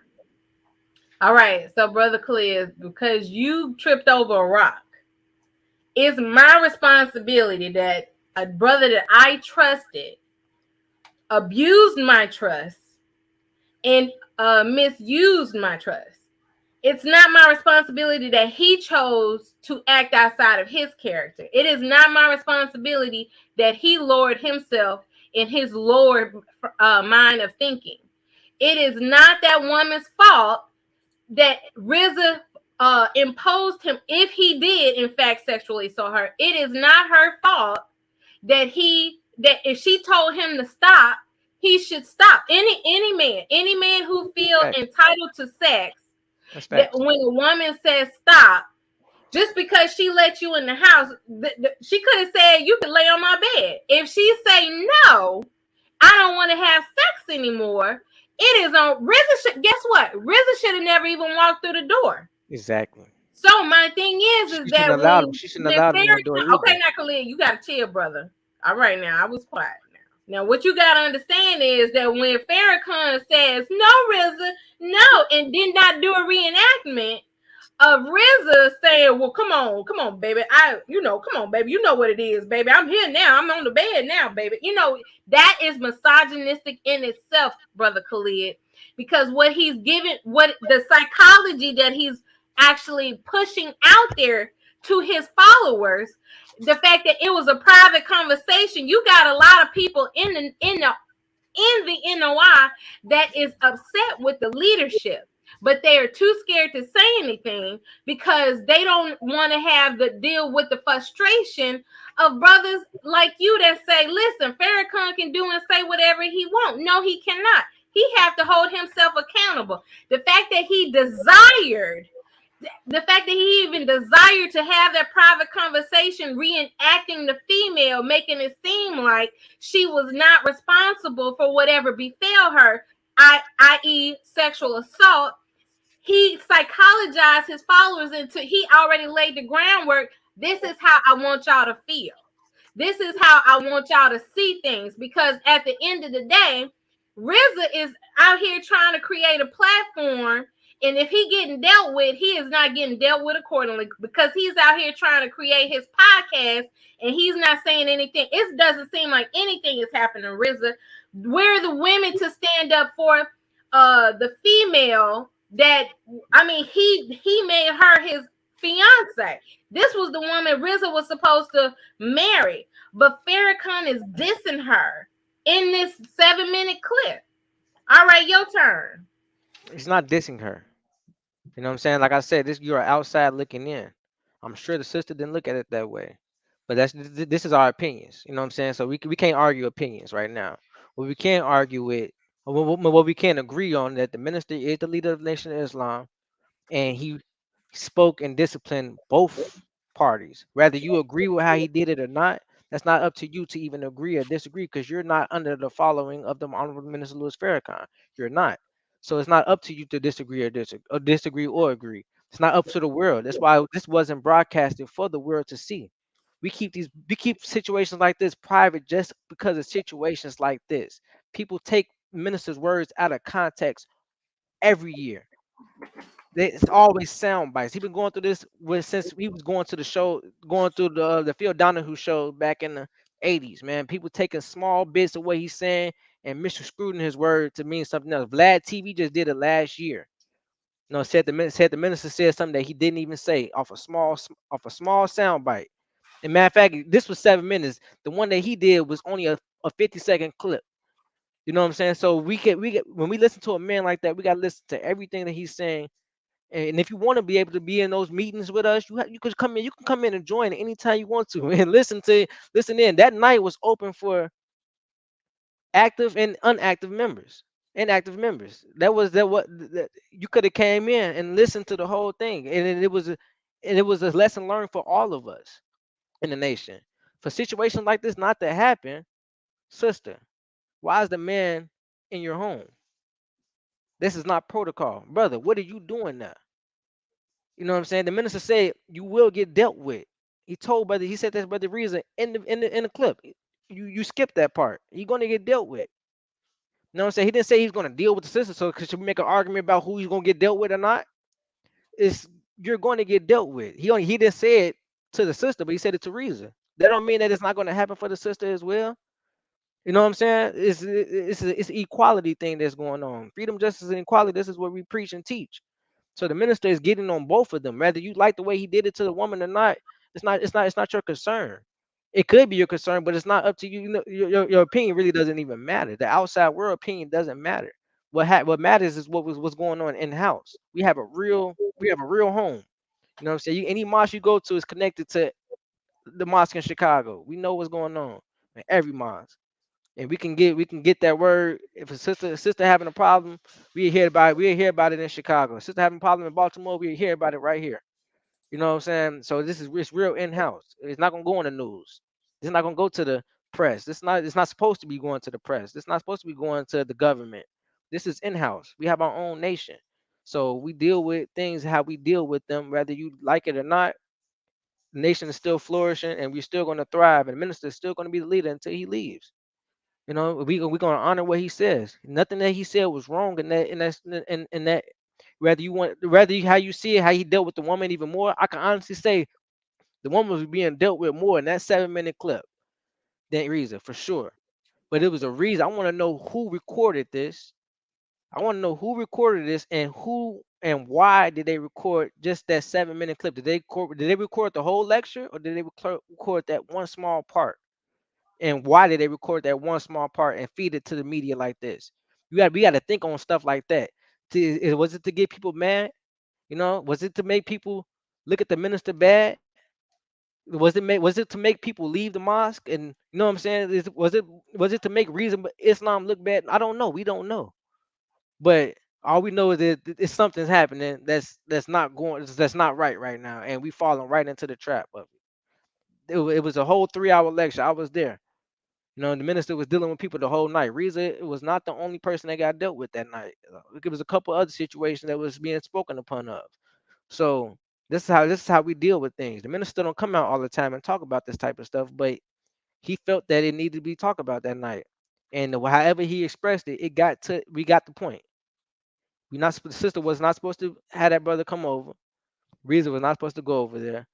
You know, whatever happened, you know what I'm saying, it's going to be dealt with. Whether you know about it on this YouTube platform or not, it's going to be dealt with. So you might not hear about it after this. You might not hear about it because that's not how we deal. This is not how we deal with business. You know, we deal with business in house. It's real organized. So I understand what you're saying. He reenacted. He did that. It was funny to me because it's real. It's real. It's funny to me. I laugh at I laugh at real stuff because it's funny. I seen situations like this happen. No, yeah, but you invited me over to your crib. You know what I'm saying? You didn't take your pants off over there. You telling me no? Like this is what happens. You know what I'm saying? But the minister was putting it in perspective so we all can understand because it wasn't just women and men. It wasn't just women in that audience. It was men as well. So we seeing it from both sides, you know, and it's going to be dealt with. Whether we hear about it or not, it's going to be dealt with. Before sister respond, let me say thanks to Lex D. I love you. Thank you for the support. Let me thank Gwendolyn Hanley, Betty Soto, and let me thank Keish Wash and M. Nugent and anybody who makes contributions. Hit the Cash App, hit the thumbs up. Anybody that share, thank you. You are the fuel to make this show go. Like even a share, even a thumbs up, all of that. You are the fuel to make this show go. Now, thanks again. Thanks. Now, brace yourself because I think she was loading up the the demonstration in the background while he was talking because she was real calm. I've never seen her this calm before. So, what is your Try to be better. So, listen.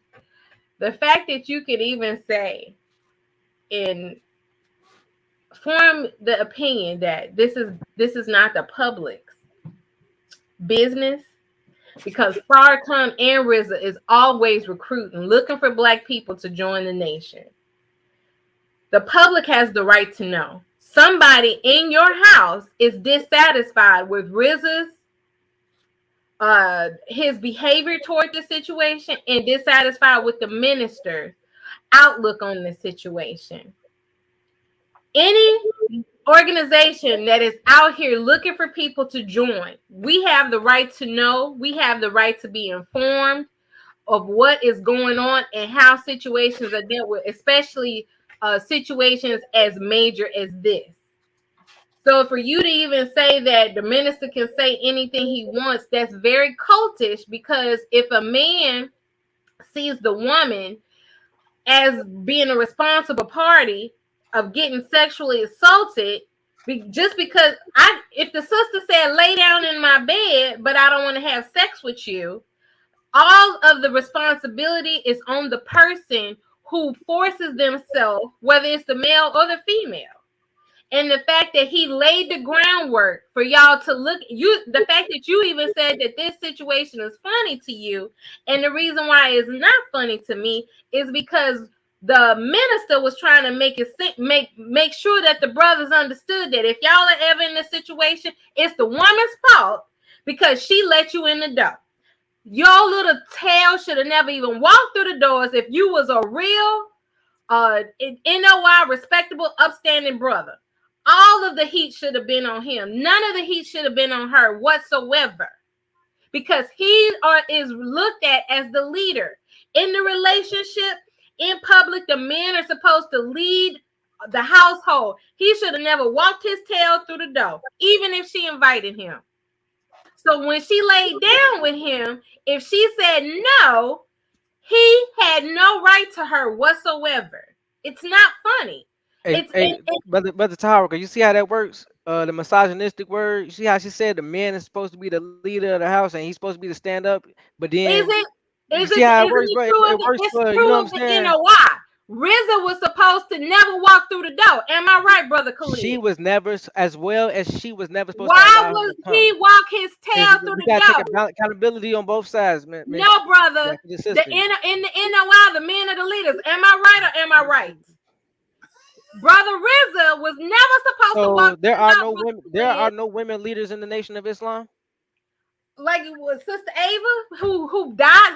What other women leaders who are the ministers? Where are the women that spoke up for this woman's character? We have captain, women, and lieutenants. No, I'm talking about women who can hold Farrakhan accountable for his behavior. Because the lieutenants and the captains do not have the ability to correct Farrakhan. That's why we need women ministers so that we can have if a woman minister, if they have a disagreement with Farrakhan, they can express their opinions to the leadership. Guess what? I'm formally known as Sister Minister, and guess what? I have an opinion, and I have a right to speak my opinion. I'm highly disappointed. Come to the mosque and let us know. I'm highly disappointed. Maybe next time you could be in the meeting. I'm highly disappointed in you, brother Khallid, because you should have never even laughed at that bullshit. You should have never even laughed at what Farrakhan said when he was doing a reenactment, because it made it seem like RZA. So RZA not strong enough to be a leader.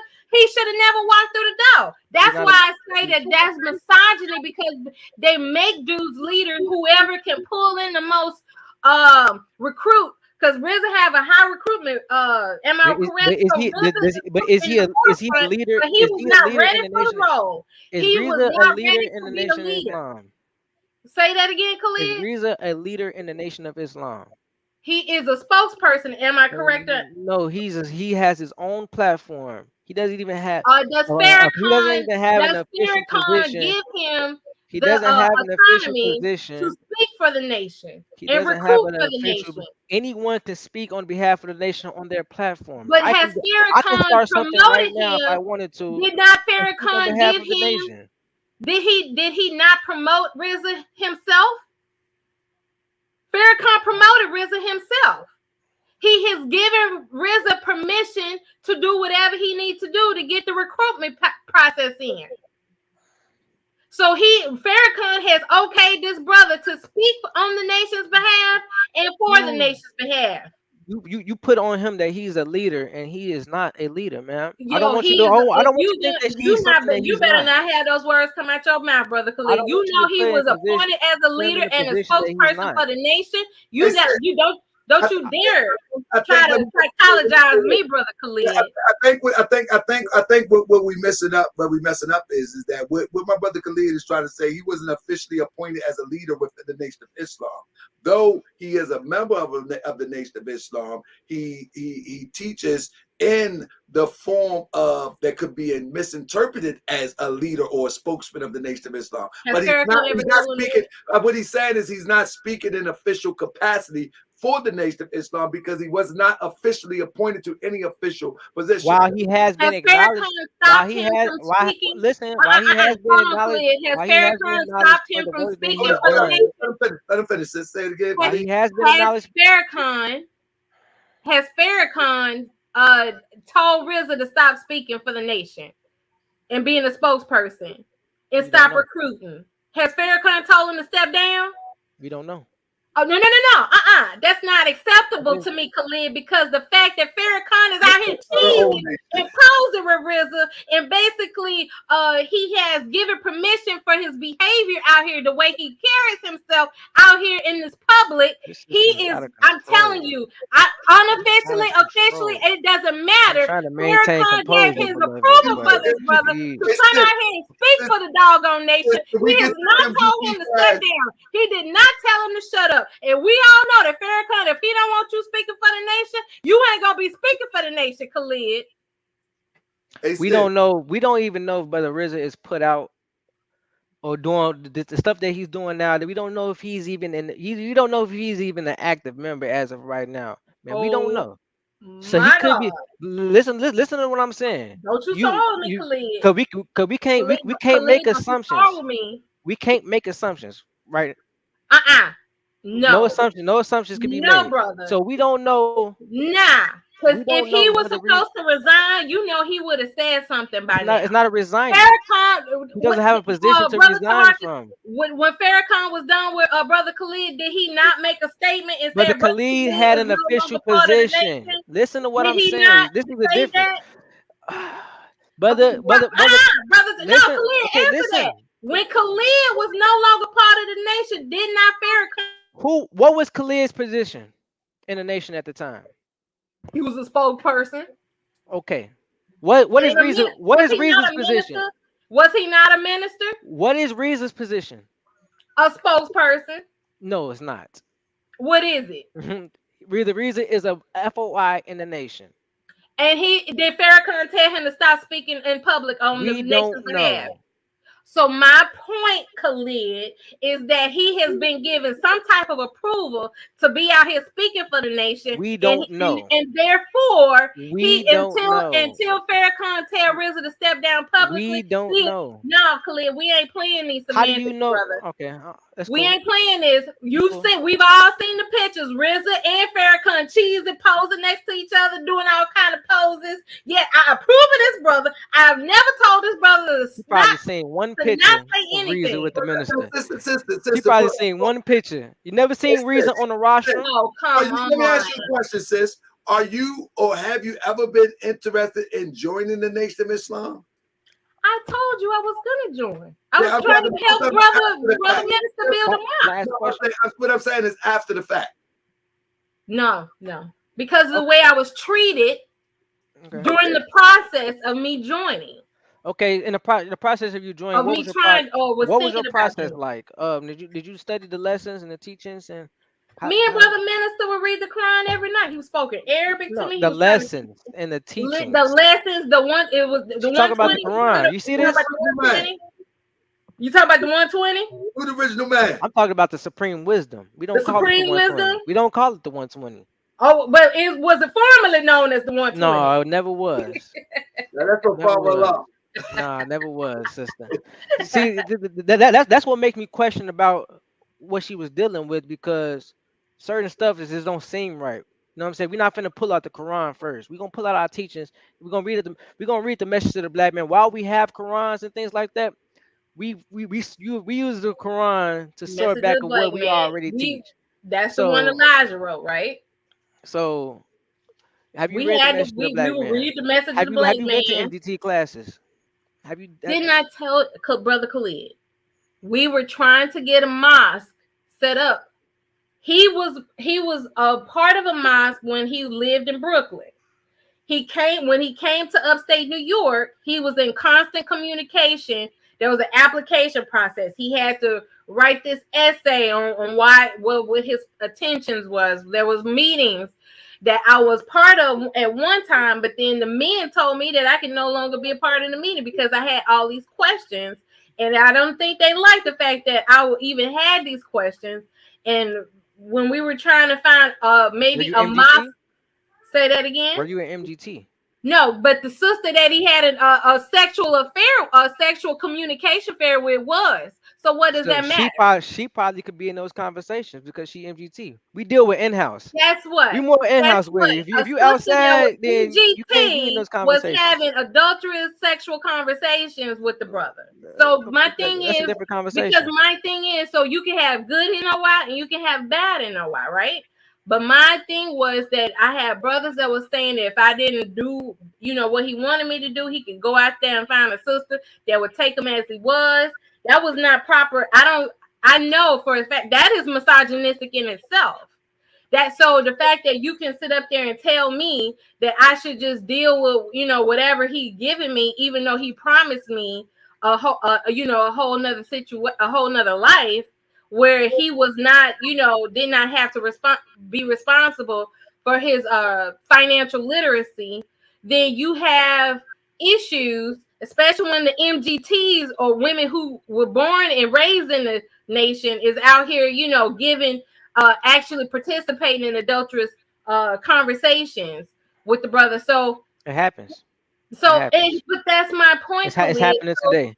So that's why when the Farrakhan had this conversation and you had these sound bites that come out, somebody is not pleased with Farrakhan or RZA, and it deserves to be put out there because people need to know what they're getting themselves involved in when they join a nation like this. How are the women going to be treated? Where are the women leaders? Where are the lieutenants and the captains that could have the ability to stand up for this female, but did not because of the psychological map that Farrakhan laid out? Nobody better speak up against this, the brother, and nobody better speak up for the woman because he already gave y'all the psychological map on how to even look at this situation because he knows that his true followers, the ones that has the cultish mentality, is going to sit up there and not question what comes out his mouth. I don't have no disagreements with what you said, other than the assumption of a 7-minute recording clip. I mean, it's not even too much of a conversation that we can have on this because you only heard 7 minutes of the conversation. So it's like And where the women it's to no stand point. up. And the thing is, you don't even ask where's the other part of the recording. You don't even care. Do you have it, Khalid? I would love to hear it. Listen, you don't even care about it. That's the whole point. Brother Tahoka, did I not You say? I don't said, care about listen, it. if we ever get the full Honestly, clip, if we ever if it get the was a full full clip, recording of it, I would you love to probably hear the wouldn't even whole listen clip. to it all the way. Because I don't feel like you don't even have the attention spans to even have the conversation. Oh, you talking about my attention span, brother? Okay, I see what you say. I see what you just did there. Now listen, Check it down. the way the chat was talking about you before I even got on the platform. I know you didn't let those words come out your mouth. I'm starting to understand that we Brother can't Khalid, we can't get an most of this understanding. chat don't even believe that you have the attention span to even speak on the information that Taharka was trying to chastise them from backing off of you. Don't you ever let those words come That out your wasn't the mouth. point of the conversation. Don't you ever let those words come out your mouth ever again in life, especially when you have Taharka Bay trying to take up for your little unattention span, uneducated. This chat got on your ass for even trying to speak on the lesson. Don't you ever in your life talk about anybody attention Why span. you come off since you be coming off like real angry, sis? Are you angry? I'm so mad. I'm so mad that the nation did this to me, brother Taharka. Don't you see the pain that is coming from my face? I'm upset that she blaming on the nation those and words she didn't even have a community of I Muslims am upset, enough to build brother a Taharka, temple that in their city. Khalid laughed at the fact that he reenacted the sister. No, RZA, no. He thought that shit was funny. I'm upset that brother Flex came up here and said the other day when I was on the platform, how dare I even thought that I had the right to speak on this and that you better be careful what you say, Sister Minister, because the minister words can cut you or they can hurt you. And so listen, brother Flex come over here threatening people. Brother Flex, Damon X over here getting all emotional at the females when I try to question him. I'm upset that the NOI is trying to pretend like they ain't misogynistic F-boys running around these streets. You got brother Khalid, because you got brothers like Khalid who appear to be sweet and innocent, and then he coming out here when soon as I make some extra points, He wants to talk about females' attention spans, and he don't think I'm he talking ain't gonna about your do attention nothing. span. This brother think he got another thing coming. If he gonna sit I'm up here talking and tell about me your attention that I don't span. have I have a short attention span, when he gonna sit up here and laugh at a misogynistic rant that his That minister doesn't negate got my his attention talking about. spans. Oh RZA, no Let me see RZA, this. no. That Let me shit look. ain't funny. That Hey, shit ain't cute. That your minister had is a misogynistic, sexist That's your F-boy opinion. who should have never even had those thought processes That's coming your out of his mouth opinion. when he's dealing with a female. RZA should have never walked through the front door of that He woman's shouldn't house. have. He should have never stepped a The foot there. minister You said know that. RZA was agreeing there. with you. The And the fact minister that Khalid, said you don't sit agreeing up with there you. and take up she and say that the she don't woman want should no have one never else to let him in the talk. house. She How dare just you, brother? How dare she you? doesn't And want no like one I else to said, talk. the NOI misogyny has crept in this brother Khalid, and he's just gonna be another misogynistic F-boy walking around the Nation of Islam, hurting women just like the Farrakhan did, and just like RZA is. Whatever. All right, let him talk. So, Khalid, did you know what you was getting yourself into when you I did. reached out to me? I did. This sister's all she. Off the chain. I mean, I respect it. I see the I see the anger. Don't I you see the like anger. But the thing don't is, you like the wick? Hold up, Khalid. Don't like. hey y'all hit the like button real quick, man. Shout out to Morris Real TV. You know, like when you reached out to me, did you know that you was up against a sister formerly known and I wasn't expecting to go. man? I You know, wasn't expecting. oh man, that No, old sister's there on Morse World TV. She's such a firecracker.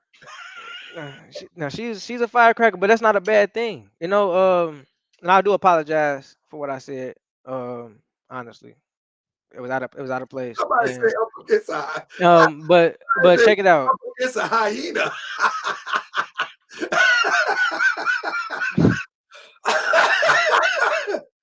But listen, family, No, let me say this, family.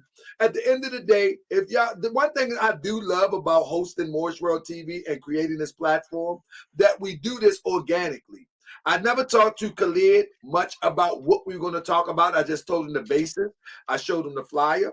I never talked to Sister much of what we was going to talk about. Y'all got to understand that this is how our family look. And sometimes we don't like to see our family in the raw. Sometimes we like to be so polished. Sometimes we like to have we don't want our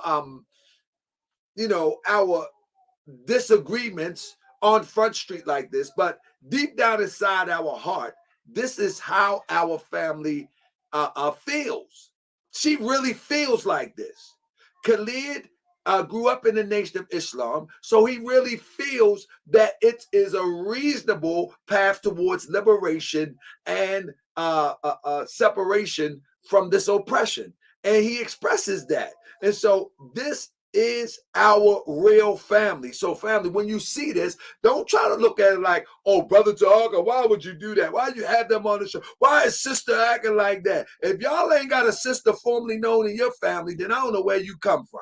You know what I'm saying? Also, if y'all don't have a brother like Khallid, that's a young brother that's very calm and he's holding it together as much as he can. He's from Chicago, so you already know he wants to go crazy, but he's holding it together. This is our real family. And when it's all said and done, we're going to have beautiful smiles just like we see with our sister and brother Khallid. So everybody just hold it together.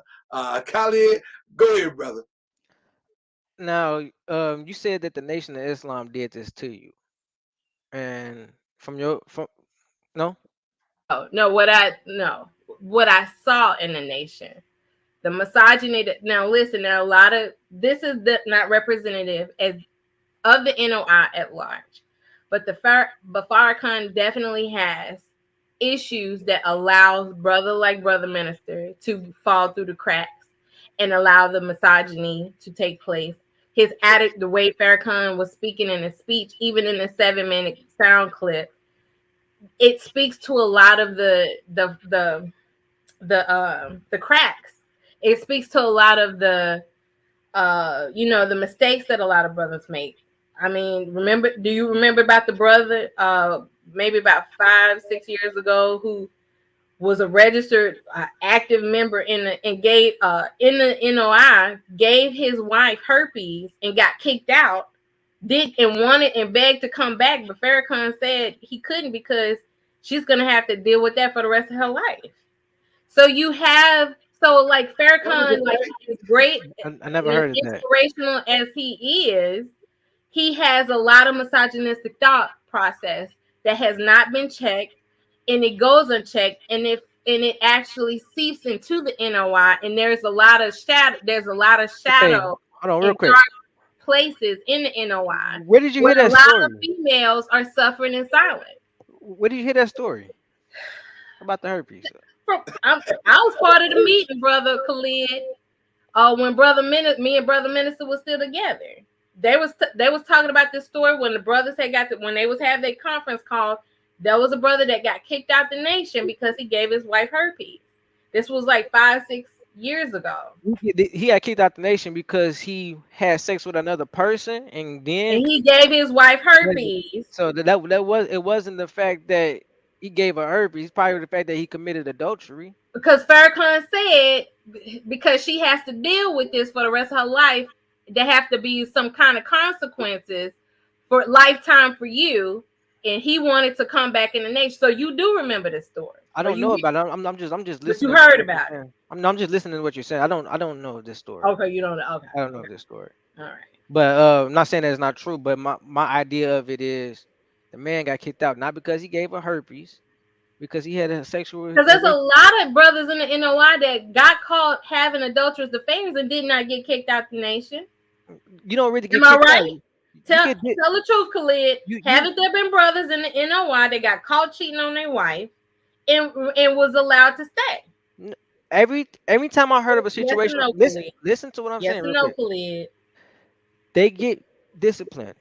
They get put out the mosque. So listen, is one of the disciplines they get whipped? No. Oh, come on. Yo, Taharka, brother Minister, listen. He whipped that was listen. That some of the brothers they get whipped for getting now. What I can say is, I went to school, Muhammad University of Islam. Whenever I was out of line, I got whooped. Yes. Thank you. So Khalid, thank you. So the fact that you could even admit to that I know that. I mean, we're talking about grown ass men getting. I don't know whipped. About that. I don't know. All right. And my father is an FOI, and I can never say that he ever. No, he's born and raised in the nation. We can call him right now to even ask. I can call him right now and see if he heard anything like that. I'm pretty sure he's gonna say no. No one is finna let another man whip them. This not a fraternity. It's not a fraternity. I think it's crazy too. But listen, I heard one of the disciplines is you could get whipped. There's lashes and there's like certain sins get more lashes than others. No, I mean, no ma'am. But you said you got whooped as a kid. No, because everyone knows, not everyone, but Muhammad University is that school where, yes, our teachers were our aunties. Our teachers were our uncles. Probably for acting up. I'm talking about grown ass men getting whooped. No grown men. I'm talking about getting whooped, like with some kind of with getting lashes. No ma'am. For sins such as adultery. But Taharka, you ever heard of that? Nah, I've never heard of that. Okay. I'm telling you. I've been around quite some time. That's the first time I've ever heard that. I'm telling you. I couldn't even imagine one of them sharp FOI brothers like, oh, let me get my lashes today. I couldn't even. Troy X. I'm just thinking about my father alone. It's not happening. It's not happening. Yeah. But that's another misunderstanding though. It's like your whole idea is misunderstood about the nation, and I'm trying to get back to that point where I'm trying to get back to that point. The whole nation is not misogynistic. Not the whole nation, not all of them, but because the speaking points that was in this clip that the public was never supposed to hear, y'all were. I don't even think you realize you're not supposed to be okay with even the soundbite, even the 7 minutes that came. That's not okay for Farrakhan to even have this ideology. So you telling me process? So, because the way I see it is, if the minister was really being misogynistic, he would have handled this business really private. A lot of stuff we don't even bring out to the meetings like that. This was brought out to the whole nation, women and men in the audience, and He was disciplining both of them in front of the women and men, telling you what you're supposed to do and what you're not supposed to do on both sides. So he was speaking from the woman's perspective when he was doing the imitation, and he also did a reason a side for the men. It wasn't a reenacting of the man. He don't have to act like a man because he is a man. He's talking to us. But why would he act like the woman though? Because why would he reenact the woman? He's putting in perspective of women that's in the audience, so they can relate to what's going on. Yeah, because he's trying to get women. He's trying to psychologize the females to believe that if they ever get sexually assaulted, it's their fault. Because guess what? They didn't lower their gaze. They let the dude He never blamed anyone. He never blamed anyone. He never put one blame over the other. You bring the nigga out of us. Y'all bring the nigga out of us. He's putting the onus on the female. You bring the nigga out of us. That's putting the onus on the woman. Can we listen to the clip and break it down and just bit by bit so we can understand what's going on? Because there's a lot of stuff being taken, a lot of stuff not even being spoken of in the clip. It's a 7-minute clip. We only speak about probably about 10 to 20 seconds of it. That's the discussion about it we've been having. Let's just bring it up. Let's break it down clip by clip. We don't even talk about the disagreements. You actually said it, Khallid, that he said you bring the nigga out of us, and you thought it was true. That's you actually feel like that's true, because if you didn't feel like that was true, Khallid, you would have never even agreed with Farrakhan for even saying it. He was like, "Cause y'all do. That's what y'all do. You know we got the nigga in us, and you bring it out of us." You actually verified his thought process. In saying that wasn't the answer. Go ahead, Tarek. Rizza, if you're listening, I wish you very well. The very handsome brother, too. Highly intelligent. But you've got to bring your moral standard up. Pause. Because you got to bring your moral standard up. He's talking to Reza. He's disciplining. He's not digging into him yet. No, listen. He's not putting the blame. He's not putting the blame on him. Digging into the female first. No. He's bringing into He's going to Reza first. You see how calm he is. You gotta bring a moral standard. You see how calm he is, but watch when he tell the women, you bring the nigga out of us. Remember, let's see how he says. The minister always gradually. If you know the minister, he gradually. You got to bring a moral standard up. You got to bring a moral standard up, Rizza. But then when it comes to the women, when the nigga come out, y'all bring the nigga out of us.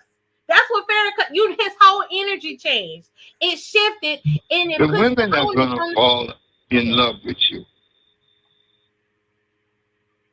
But you can't have them all now. I don't know how Solomon made out.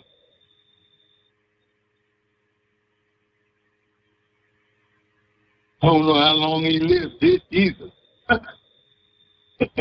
And she'll kill himself with the 1,000 concubines. But I'm not envious of Solomon. And you know, when you understand who a woman is and what a woman is, please, brothers, don't mess with them. Don't mess over them. Pause.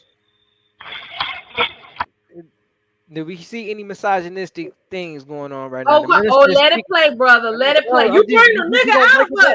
You bring the nigga out of us. Remember when he said that, Khallid? Remember when he said that, Khallid? Now listen. Keep going, because he's talking high of the women right now. Ooh, that can be the devil. Yeah, he's putting equality. No. He's calling the women the devil. He ain't saying Rizza was the devil. He ain't saying the man was the devil. But they can be from the devil. See, that's the misogyny right there, Khallid. If you don't treat them right. So if we don't treat y'all right, it's our fault when we bring the nigga out. Do you understand? So it's not that fault. He said you getting the roles mixed up. He said if we men don't treat the women right, they could be from the devil. So Why was RZA from the devil? How come RZA couldn't be from the devil when he stepped through the door and wanted sex from the female? Because he's not talking about that, ma'am. He's not. Because he not don't speaking see from men your as the perspective. devil. He see women as the devil. When we get They treated are from wrong, God. when we get angry, we get called devils. But then when y'all get angry, it's our responsibility for bringing the nigga out of y'all. Have you heard of this quote that the minister said that every no good woman was made by a no good man? Okay, but in this have you heard of that quote? Yeah, but how many times have he said in this speech that the no good man, that RZA was a no good man and he made that woman no good? He was not saying that in this speech. He was saying that the women are the devil for getting upset, but when y'all get upset at us, it's our fault for bringing the nigga out of y'all. Sis, are you mad at the NOI? I'm mad at the misogyny in the NOI to Harker. He can only see it from her perspective. I'm mad at Farrakhan for even letting those words come out his mouth. She feel like she's coming from a point of understanding when it's really ignorance, and that's what makes it bad right now. We can't even look at it from a different point of view. Women can be from the devil if you don't treat them right. Yes, we have the right to get angry and not be called a devil at the same time, Khalid. We are not the devil. We are not from the devil. No, okay, y'all for treating us wrong. Y'all the devil for treating us wrong. Quick, that's the correct mentality, sister, real quick, let's read the English language. The words are right here. He said they are from God, but they can be from devil. He not said women are from devil. He said they can be. This is a possibility that could happen in the future. So when we get upset when y'all treat us bad, think about this, Khalid. When we are angry, when y'all treat us bad, we're from the devil. We can't be from God. We can't be from God when we mad at y'all. Y'all don't like to be corrected, Khalid, because y'all misogynistic. Y'all misogynistic. You are from y'all don't want nobody telling y'all how wrong y'all are. Y'all don't, because you got Farrakhan over here saying we bring the nigga out of y'all. You are from God. This is what he's saying. Only when we act right, but when we get mad, though, Khalid, he said we from the devil. When y'all cheat on us, when you beat us, when you see us in the different, when you're not listening because you talking. When you not treating us equal with equality, justice, and freedom, now we from the devil. Hold up, sis. Go ahead, brother. He says that you are from God, and if we don't treat you right, you can be from the devil. This is what he's saying. This goes back to the teaching where he says every no good woman has been treated no good by a no good man. This is what he says. This plays right into the wordplay where you're going. Sisters, we are going into that on September 16th. The minister just did a class with the women on September 16th. They had a retreat where they brought all the women from all around the nation into Chicago, and they had a good weekend, and the minister spoke to them on the 16th. This is what goes on. He said, you can be from the devil if we not treating you right. If my woman, if I'm keep treating her like I'm not raised in the nation, and then I'm treating her like she a hoe or let her do whatever like that, yes, she can be from the devil. Allow her to do anything. Yes, that could be devilish acts. I'm not saying that she's the devil. She can be from the devil, meaning having devil-like or unrighteous like tendencies. So it's unrighteous for us to get mad at y'all. That's basically what Farrakhan is saying. That is the psychology map. That is the map that he's trying to tell y'all how to respond. And he's trying to psychologize the females into believing it's their fault for getting upset. We don't have the right to be angry. He gives y'all the right to be angry and say, well, it's y'all fault for bringing a nigga out of us. I want you to show me the rest of the tape because she's Go ahead, Taharka, push play. A little bit. Number 16.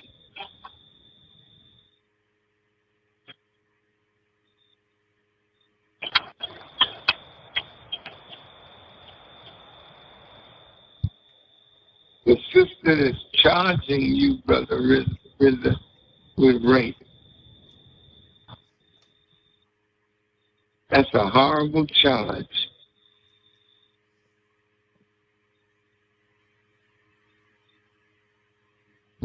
But to my sister, you know it yourself. You were engaged to that man. According to what I read.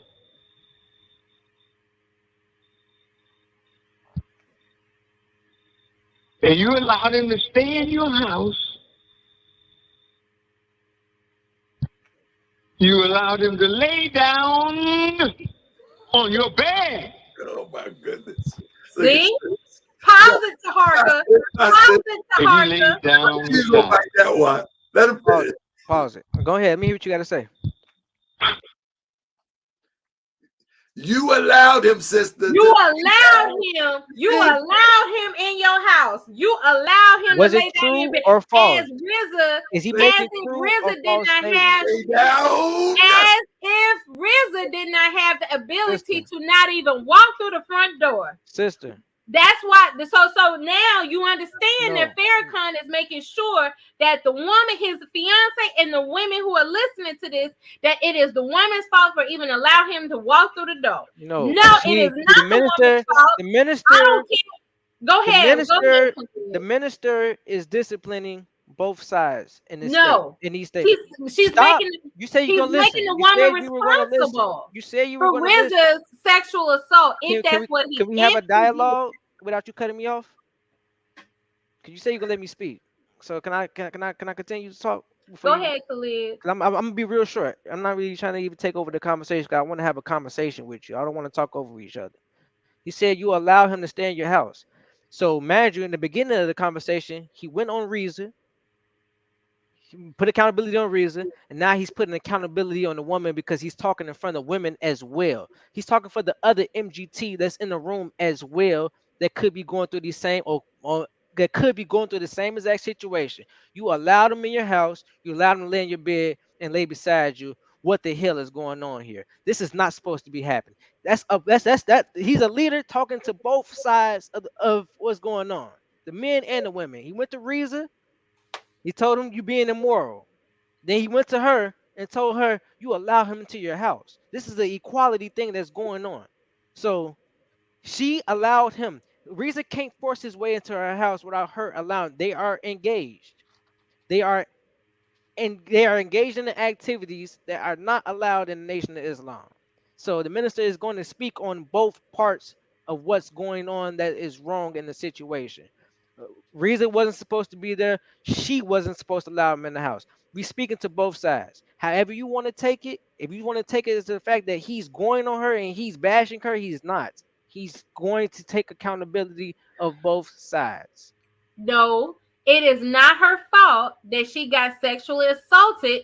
If she told him to lay down in the bed, RZA was not even supposed to force himself on her. Listen, let's not even speak in RZA in the fiance term. If a woman tells a man to lay down in the bed, if a woman starts kissing on the brother, and the brother still wants sex, and the woman say, you know what, I don't want to have sex, the brother is supposed to stop. Yes, ma'am. The brother does not have the right to force himself on the woman. But now we're talking about the brother doesn't even have a right to be in the woman's house. So that we're gonna get to that point first. We're gonna get to that point. We're not gonna skip to the end. We're gonna skip to the part. Do you understand that Farrakhan telling her that it's her fault that she got sexual assaulted? No, that's not what he's saying. Because she let him in the house. He did not say that, ma'am.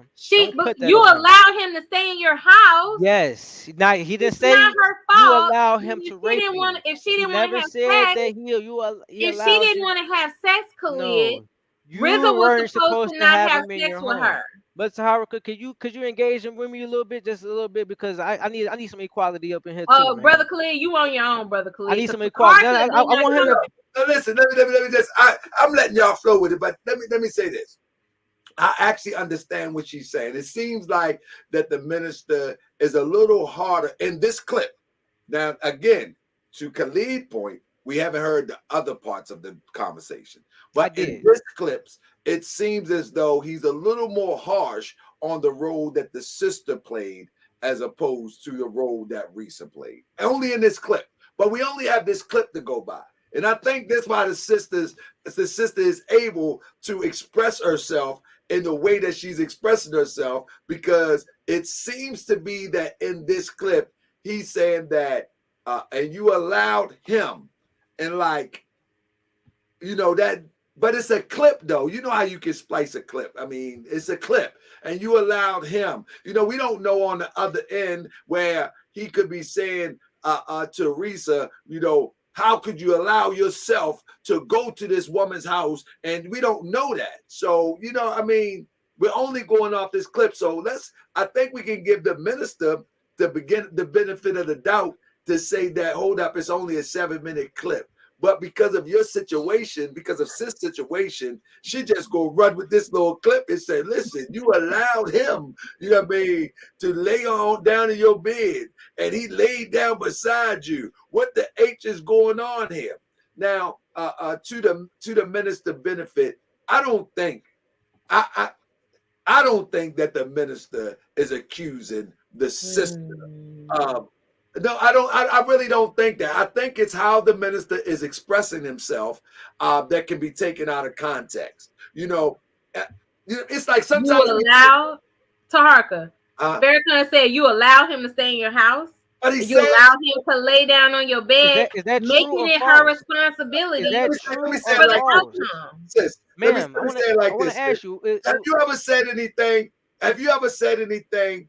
Off the cuff, and you say, I could have said that different because you really didn't mean it that way, or you realize that it could be taken another way?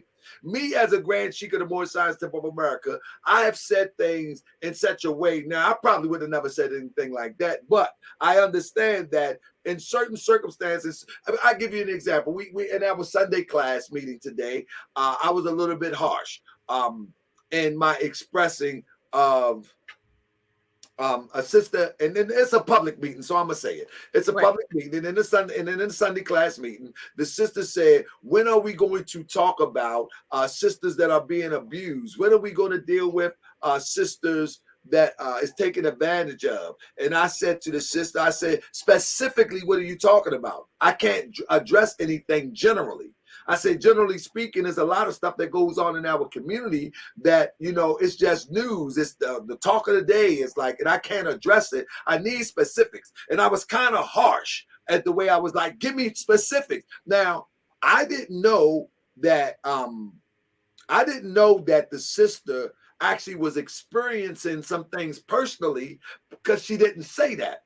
Right. And I could have handled that a different way, but I'm like, I'm trying to say, sister, I need specifics. What are you talking about? I don't understand what you're talking about.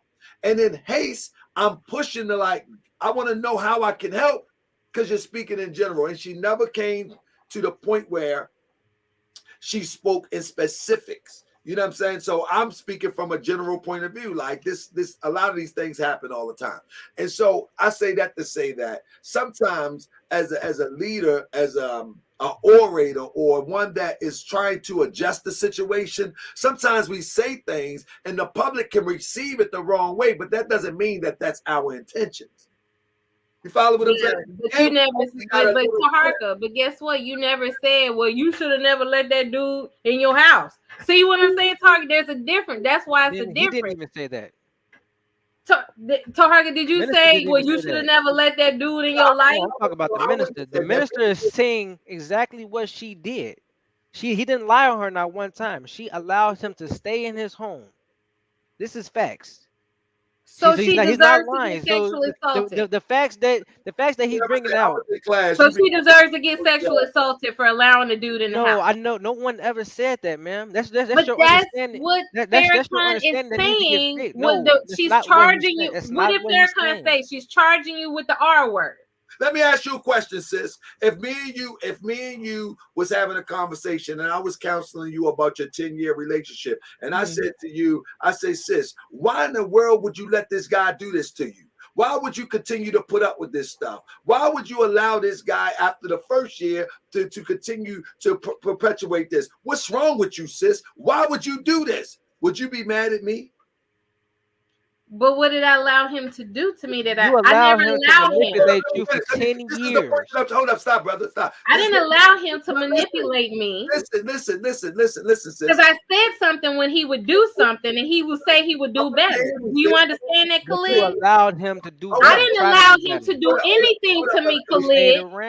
Khalid, sis, if I was to say, sis, at one day, the first time that he had cheated on you spiritually, you Right. should have left it alone. Why did you allow him to do it twice? Would you be mad at me if I asked you that? No, because the reason why I wouldn't let you be mad, I would say, listen, I didn't allow him to cheat on me the first time, and he said he would stop doing it. No, after So the that first, would be my response to okay, you. and then I would say, but sister, 10 years, sister, what more do you need after the first, second, third, fourth, fifth? 10 years, sister. Okay, now remember the second time that I confronted him was when I left the house. I'm giving an example. I'm not Right, because he didn't do it like over and over and over again. I'm saying, but over 10 years, if I say, well, sis, what part did you play in this for him to do this? I would say to Harka Bay, I didn't do anything because all I was trying to do was make sure that brother. Sis, that's the problem. That's the problem. How is it my fault? Because no, it takes two to tangle. The basic to tangle to what? No, because you compare it. Listen to me, sis. It takes two people. The only way that someone can do something to you in that form of a relationship, you have to be complicit. You have to say, okay, I'm going to give you a pass. I'm going to give you 2 passes. I'm going to give you 3 passes. I'm going to give you 4 passes. And 10 years later, you have given so many passes that now you are a part of the conspiracy for him to run over top of you. Because you had the ability to stop it at any given time. But by leaving.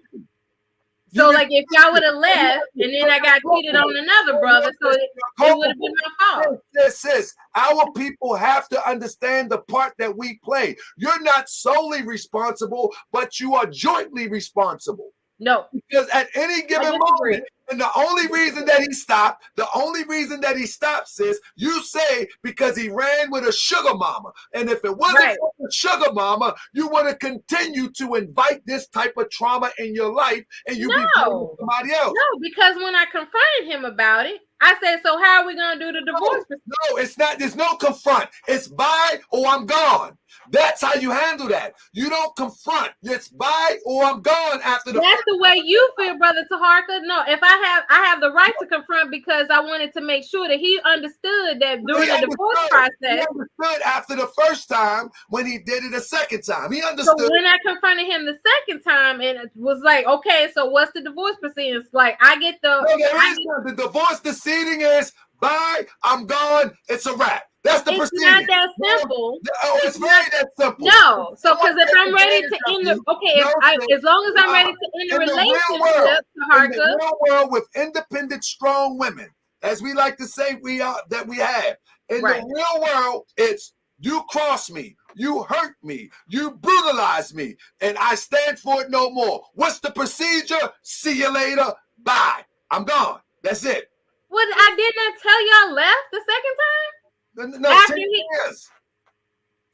It didn't. Okay, it happened when it happened the second time. I confronted him. Didn't I tell you the baby got involved? Yeah, and there was like what a I'm whole. trying to help you to understand, sis, is that as a minister, the minister, and I'm not a member of the Nation of Islam. Right. I know what it is to make sure each party know that they're both playing a role. One don't escape. Because they're both participated. They're both in the room. They're both are culpable at some point. They know better. As the brothers say, you can't even sit in the front seat with me when we're courting. You sit in the back seat if you're riding with me, I sit in the back seat of riding you. So they know the rules. And for them to break the rules, maybe, just maybe, both of them is going to have to pay the cost that they. That sister did not deserve any accountability for her to get sexually assaulted because River can't control himself. Sexual assault. That's not what's going on here.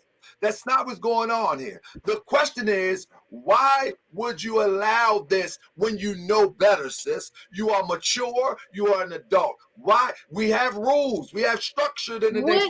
Make you think that I allowed it? No, listen. Not I didn't allow anything. I'm speaking from the sense of a structured organization. a structured organization like the Nation of Islam, they say, this is protocol. This is protocol. Why would you allow yourself, forget what happened. Why would you allow yourself to break protocol? Because without breaking protocol, none of this would happen. No, so, RZA should have never. Okay, listen. If he sexually assaulted her, he does not have a right to have sex. No. Before all that. I'm just trying to give you understanding of taking responsibility. Because she let him walk through the door. She deserves to get sexually assaulted. That's not supposed to happen. What I'm saying is we're not talking about the sex thing. We're talking about why don't you take responsibility for breaking protocol? We're not even to the bed part yet. Forget the bed part. Because the outcome to Harka is that she got sexually assaulted. And we're going to get to that. Do anybody deserves to take responsibility? Do anybody should anybody be reprimanded for breaking protocol? Forget the sexual assault for 1 second. Should anybody be reprimanded for breaking protocol in a nation? She does not deserve any kind of reprimand. I'm going to ask you one more time. If you are a part of the organization and you have rules and you break the rules, do you deserve to be reprimanded? Not for sexual assault. No, we're not there yet. The rules. If the rules... She let him in the house. Because one of the protocols you're speaking of is... I'm not going to stop until I get you on board. If there's rules to an organization, if you break protocol, do you deserve to be addressed and reprimanded? Yes, you do. Not sexual assault. We're not similar to Harka, but we talking about sexual assault. I keep saying we're not there yet. We're gonna get to that in a minute. Okay, give me an example of say, what do I have to do? Give me an example. I have one. Protocol is that you don't go to a man's house, or the woman doesn't, or the man doesn't go to the woman's house before marriage. If you break that protocol, do you deserve to be addressed and reprimanded? Reprimanded how though? You're not going to get it, sister. It depends. You got to deal with this in stages. The stage is it's an organization. This is not willy-nilly girlfriend, boyfriend. It's an organization. There's checks and balances. There's protocols. So the first thing that you got to understand is the minister is addressing protocol. But what you hear is, and I can't speak for the minister, but I think what you're hearing is just the why you let him in your bed. But what I'm hearing as a leader of the Moorish Science Temple of America is, why are you breaking protocol? And both of them broke. Like he asked the RZA, what is wrong with you? He asked them. And he says in the speech, what is going on here? Because giving the sister, because he was actually addressing the sister. What is going on? You let him in the house. You let him lay down in your bed. Yeah, what the hell is going on here? What I'm saying making it her responsibility for getting sexually assaulted. No, that's not. And sis, what I'm trying to inform you is that there is never an excuse for sexual assault. Never, ever, ever. And I don't even want you to try to interpret that. Do you really believe in your heart that the minister is blaming her for? Yes, because he said, why did you let him lay down in the bed? Why did you let him come to the front door? I don't think that's fair for the minister. I don't believe that. Come on, sis. You had the words up there to Harka. I'm saying this. I disagree with a lot of the theology of the Nation of Islam, but I will never put in my heart to believe. Okay. Well, we can agree to disagree. Can I say one thing? I would never believe that. I want to say one thing. I believe in the moment. I believe in the moment he's really addressing protocol, not the actual act. I don't even think it's cool to even be talking about protocol when somebody's been sexually assaulted. But you got to understand, and the thing that my brother Khallid says, this was a private meeting. So imagine if me and you was in a private meeting, right? And I said to you, he should be dealt with because he's out here. He's allowed to be in the public though. To address the public, to recruit the public, the world. We have the right to know. We have the right to know because he's out here recruiting. No, that's another conversation. The first. Why is it another conversation? If RZA has access to the public, They don't have the right to sit up there and say, well, this is something that this is our business. If he's out here, that's not what it is, sis. If me and you have a private conversation on this phone and you running into some problems, some personal problems, and I was to address you in such a way that could be taken a different way, and it leaks out to the public. Wouldn't you feel like that's disingenuous because we walked away, solved the problem, we walked away, addressed the problem, but that little clip that surfaced that's why I didn't address this in the way that it was leaked to me. That's why I say, no, leave this alone for now. You know what I'm saying? And it was tons of emails coming for me asking me about this. But what I'm telling you, sis, if we talked about something in private and a piece of it leaked, but the conversation we had concluded on good terms, but a piece of it leaked, and it make it sound as if I'm blaming you, wouldn't you feel some type of way? Wouldn't you be like, nah, man, not talking, didn't blame me. He was telling me that I broke protocol in being in an organization, or no, I didn't feel as though he should have said. He could have said it different, but he didn't mean it that way. Protocol should not even be brought up in a serious situation of sexual assault. Protocol, that to me, that's a distraction. Ma'am, yeah, think about it like this. It's an organization. We have certain rules and regulations. Okay, so say if I was at the club, which I'm not supposed to be, as a registered Muslim, Nation of Islam, something happened to me in the club. I get shot, or I get beat up by some boys, and I call the nation for help. They gonna give me, they gonna reprimand me first. They gonna talk about what you was doing at the club. Who was you with? Like, why was you hanging out? We gonna deal with the situation, but first we gonna address what you was doing improperly. So a sister in the club, she gets touched on her butt and she calls the brothers for assistance. They're gonna do some investigation on what's going on first. They're gonna address the protocol first, and then we're gonna deal with it, but we're gonna address this first because we have rules set in place for this. Certain stuff won't happen. For a reason being accused of, it's rules set in place for stuff like that not to happen. We need you, sister formerly known as Minister. We need to get Brother Minister on here and get y'all to reconcile. That's what we need to do, because I think your beef is with Brother Minister. And would you listen to me, Brother Taharka? When Farrakhan says, why did you let him through your front door? I have the right to be upset with his words.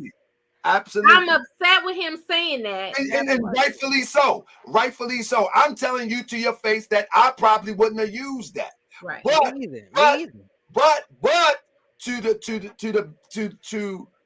to try to balance out and knowing them and I don't know the minister personally, but have followed the minister since the 80s.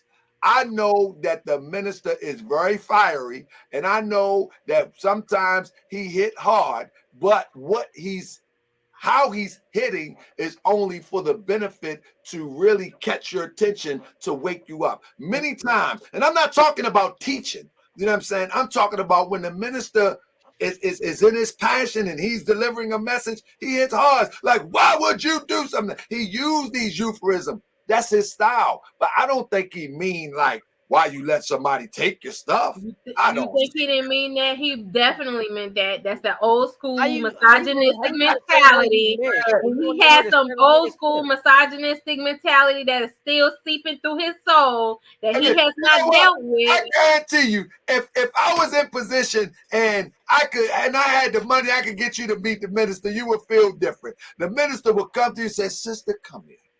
Now, sister, you know I didn't mean that, sister. No, because you know, you apologize me, Farrakhan. You know you meant what you said. You said what you meant. The minister would do just like this. Now, sister, look at me, sister.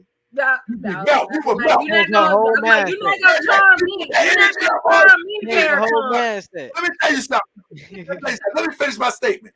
You gonna say, sister, now look at me, sister. Now you know I would not do something like that, sister. Now I want to explain to you. You be sitting up there, oh my God. They say the minister got some powerful energy. Let me tell you something. A friend of mine, stone cold blood game. He met the minister, and I said, brother, what was it like? He was like, I just can't put it in words, man. The energy of the minister. That's all I can say. And he here in Baltimore right now.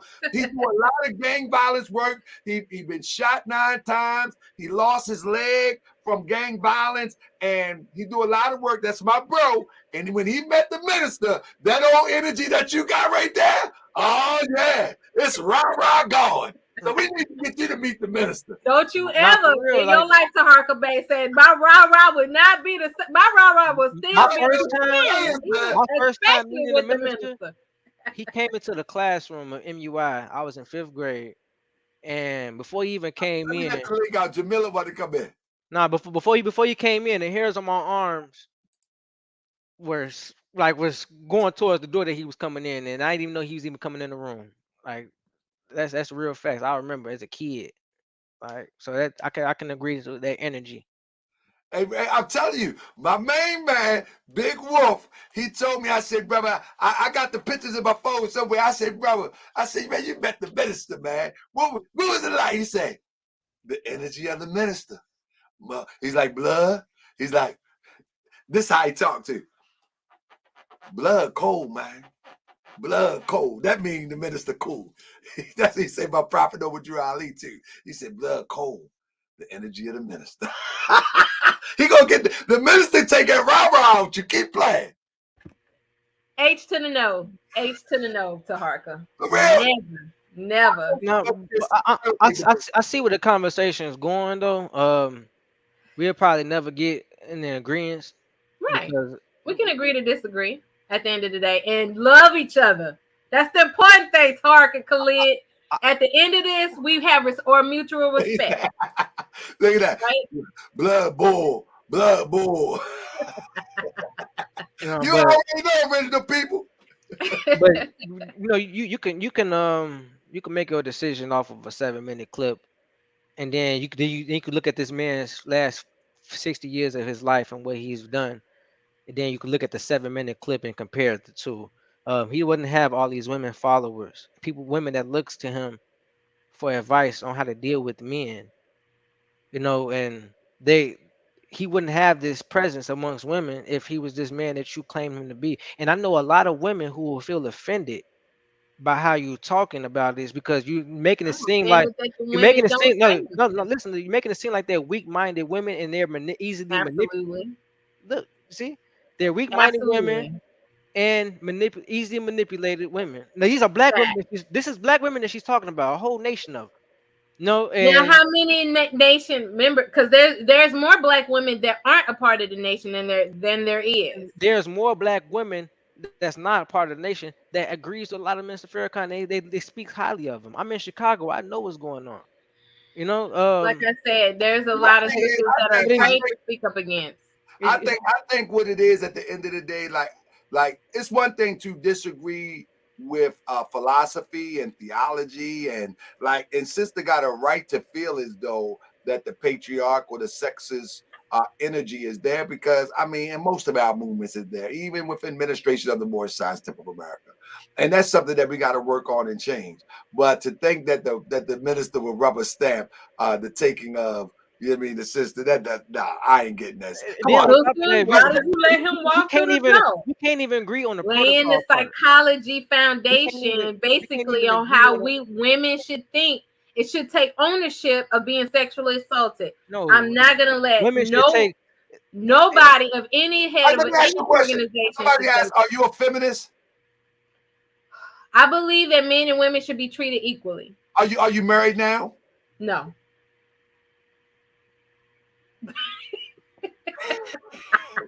Now I want to bring up a point real quick. I want to bring up a point real quick. You see what's going on in the Celtics administration, where the coach was having sexual relations with one of the workers, or one of his female counterparts in the and I think that she should have been fired or suspended, like he was right. Suspended. So you do believe in accountability of taking. We're talking about no. Listen. She was mutually in a sexual relationship with him, right? She was No, it was not. It was mutually. It was they both were there together, right? Yes, So ma'am. she should, like, if they decided not to suspend him, that would have been on them. But if he got suspended, then she should have got suspended too, because they're both were in a relationship that they should not have been. Okay, so with this Right. situation in the nation, Brother Reza is gonna get charged, gonna get dealt with how he's But gonna get she dealt. did not Li- li- consent li- to having listen, sex, no, Khalid. That's the listen, no. difference. Let me finish. Let me finish. These two were Can in I a finish my consensual. statement so you can answer the question? All right, Khalid. Just real quick. Just real quick. Okay, Khalid. So what was going on is the minister is charged. The minister is saying Reza is being charged with rape, and he's going to be dealt with before that, right? Right. And then he's also bringing out the facts that the women, when the woman in this situation was being out of protocol, and she is being dealt with that, right? I mean, Right? but should No, her it's yes, it's yes if or she no. did not consent to the sex though, No, Khalid? no, it's yes. No, That's the difference. we're going to get to that part because we already talked about the rape and how he's going to get dealt with that. We We don't talking know because he's about the out here woman. acting like he ain't getting dealt with none. Because he out How here we talking, acting "Ooh, this like is my new show. I got my new show out. Everybody come see me." I don't think he's getting dealt with. he is his own I man. think What he you got want brushed over. I think he got maybe reprimanded verbally. Maybe to? he got whipped. Do you even know if Reza is still an active member? But he out here roaming free like he ain't did nothing. Do you know if Reza is still actively in the nation or not? Okay, like I told you, Khalid, do you we know had this? this conversation when Khalid was kicked out of the nation. Farrakhan did a whole conference call, That's and one person. until I hear Farrakhan, let's see how RZA move. I tell you what, let's put a pin in this. Let's see how RZA move. Let's see if he claimed the nation. Because if he's still claiming the nation, we're gonna have to then we can address it. Because then he would not have been reprimanded. Do you know how many people has been kicked out after Khallid? I don't, not a lot. No, a lot of people has been kicked out. I can tell you right now within my time of living, a lot of people. But the minister, this is not something that gets pressed out to the public. You know what I'm saying? So it's like that's not a thing that we do. We anytime someone get kicked out, we go to. But have they been as large as Khalid and RZA though? Were these personalities? Because you got to take that into consideration as well. There's been people larger than RZA that's been dealt with. That has got kicked out the nation? No, I don't want to say kicked out, but I would say sat down. That's what I'm saying. So for you to ask me that question, no one really gets kicked out the nation. That's not how we do it. We don't kick people out. We sit you down for. Didn't Khalid get kicked out the nation? Malcolm X didn't get kicked out. Khalid didn't get kicked out. They both got sat down. I know Malcolm didn't get kicked out, Okay, but he was suspended or something like that, right? Didn't they suspend him or something like that? This is in the rules and regulations though. We get suspensions. We don't get kicked out. Okay, so my thing is that RZA, if he's suspended, that he didn't get kicked out. So like, let's see how he moves. Oh Lord Jesus Christ! Because we don't know. That's what I'm saying. I don't want us to make all right. I can't believe you. I can't believe you. Hold on. I don't even know who just joined us. Hold on, brother. Okay. Who are you? All right. Low class biracial brother Target. That's what he is. Well, I don't get along with Stargate. I don't get along with her. I found out about this and I saw it. Here's the thing. Even though I don't get along with her and I'm critical of her, you got to give us who you are. We need to know who you are. Al, tell the people who you are now. Who are you, brother? Well, basically, I'm a YouTuber. I'm a former journalist. I got you. Okay. So let me just say this. Are you European? Are you Asiatic? So-called Black, African American? I'm mixed race. I'm biracial. I'm half black, half white. I got you. No problem. So let me just say this. Let me just say I'm critical of Stargate. So I'm not coming here as a fan of Stargate. But based on what I heard, because I found out about this lie, I thought I'd take a look. I have to agree with Stargate. As much as it pains me, I have to agree with Stargate here. I know this is one of the important points you gotta make. What part do you agree with? What's important is, but I gotta support her here. I hate it, but I gotta support her. I'm asking Here's why. What part do you First agree of with? all, this guy Khallid. But here's what I agree with. Here's the important part that was brought out. At first, I went, yeah, she dropped an argument here. But then here's the point.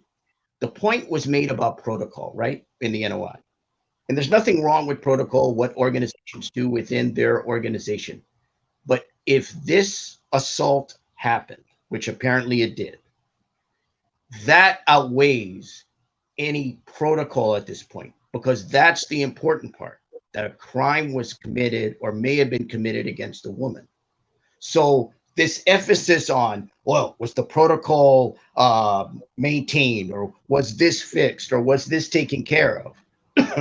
If a woman was assaulted, why is that less than this other thing? It seems like this is a way to minimize what was done possibly to this lady. And that's wrong. Let me explain. I brought up the protocol point. What I was trying to do, I was trying to compartmentalize. Hold up, brother. Hold up. I was trying to compartmentalize. Hold up, 1 second. Stargate. And again, I don't get along with Stargate. Let me say this. Hold up. But I don't agree with what this. 1 second. 1 second. 1 second. When I brought up protocol, what I was trying to do is compartmentalize so we can really narrow it down to understand how an organization operates. I wasn't referring to the actual sexual assault. I was actually just trying to compartmentalize and say, first, do we think anybody should be held accountable on both sides? That's the compartmentalization. I understand. I understand what sister. You were saying. You're looking at were certain laws obeyed or followed, and that's understandable. So my point is to first say, is there any time where the woman should be held accountable in organizations? Because I'm only talking about protocol. I'm not even getting to the assault part, because it seems to me that Sister Star, she was actually saying that there's no reason to even address the sister. There's no need to even address the sister. And I'm saying right, but I understand. Away from you got to understand, in light of her background with the guy she was with and whatever other kinds of things she's had with guys, she's coming from a perspective as a woman, and she's her antenna picks up things, her radar picks up things, and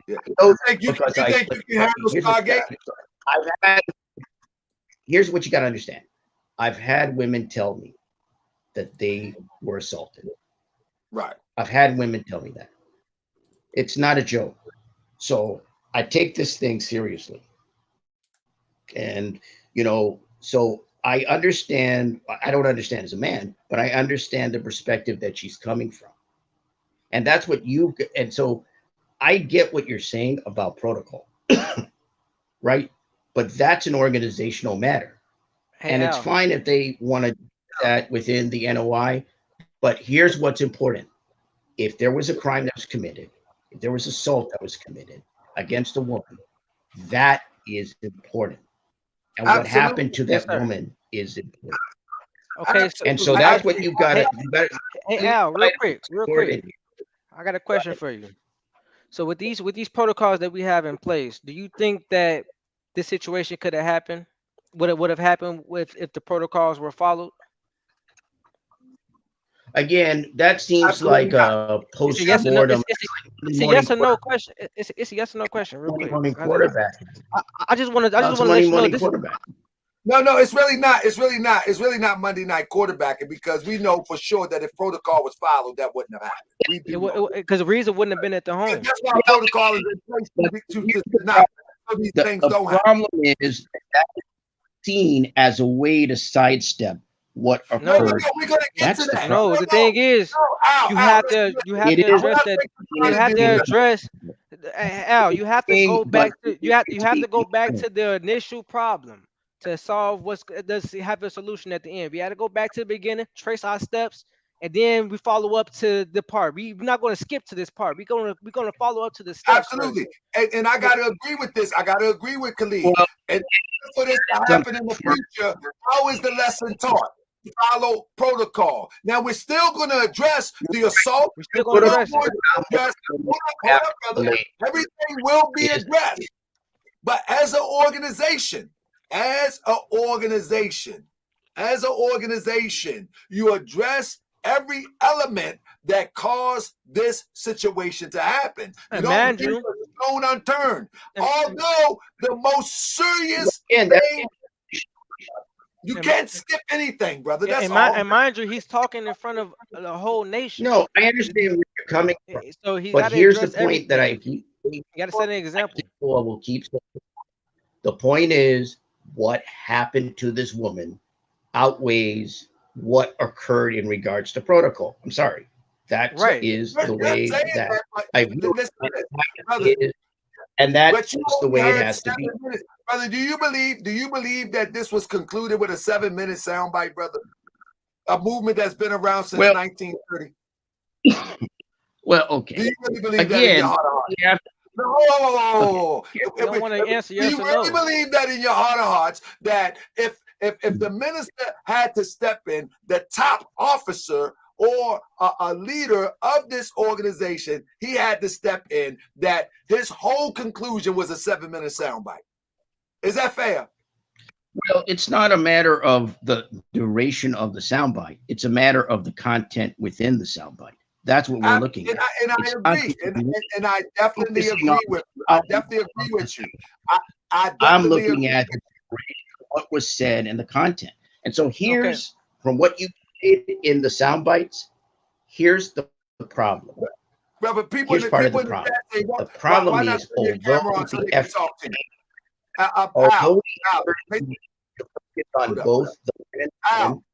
the Montreal TV citizens say, why not he have his camera on? Because I'm not playing fair. We have a rule here that people come to the show, they got to turn their camera on. And they say I'm not playing fair. I'm breaking protocol. Oh, okay.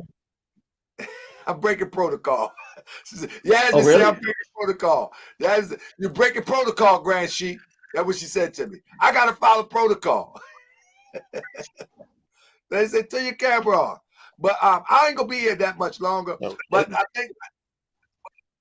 Say what? But what I'm saying is, how's that? Is that good for you? That's good for the people. The thing is, I think we need. My lighting is not good. All right, but I think what we need to understand is this is not talking about protocol per se. The most serious part of that is what the sister allegedly suffered. And I say allegedly because we didn't hear from the sister, nor did we hear from Risa at this point. You know what I'm saying? But right, but that's the part of what she suffered. See, that's the point that I'm making. And so I wanted to also address a couple other things. Like, again, you also have to look at, it's not the duration of the soundbite, it's the content of the soundbite. That's what you've got to focus on. That's what needs to be focused on. That's not the focus. It's not the focus. And in the focus. It's not the focus, because I was there and I didn't hear just 7 minutes of the soundbite. He doesn't allow anyone else to talk. Although the emphasis was on men and women, although the emphasis was trying to be the way women were seen was different. We gotta get him up out of here. Yeah, you break it up pretty bad, brother. Let me get up in there. Yeah. But people from Sister formerly known. Where you know him from? Now I'm getting Al used to come to my panel and would definitely had a lot of we agreed on a lot of things, but then we had a disagreement recently, and now we at each other's throats. So what did I disagree about? We disagreed about he said what was it that Al said? Oh no, you know what it was? Because he's biracial, right? I've always said, biracial people or people who are white, let them have, let them be part of the conversation. But if people don't want to have a different opinion than that, they don't have to let them on their platform. But I chose to let people of all races come on my platform. And when he had said something, he said, well, all the people in that sector are trash. I said, you can't generalize because it also sounds racist. And I said, you need to either take that back or I said something, maybe I should not have said that. He said he was going to stand 10 toes down. And I said, well, you can't come to my platform anymore because it does sound racist. Even though he's biracial, I called him a low class biracial, so for saying that. Because so that's why we fell out.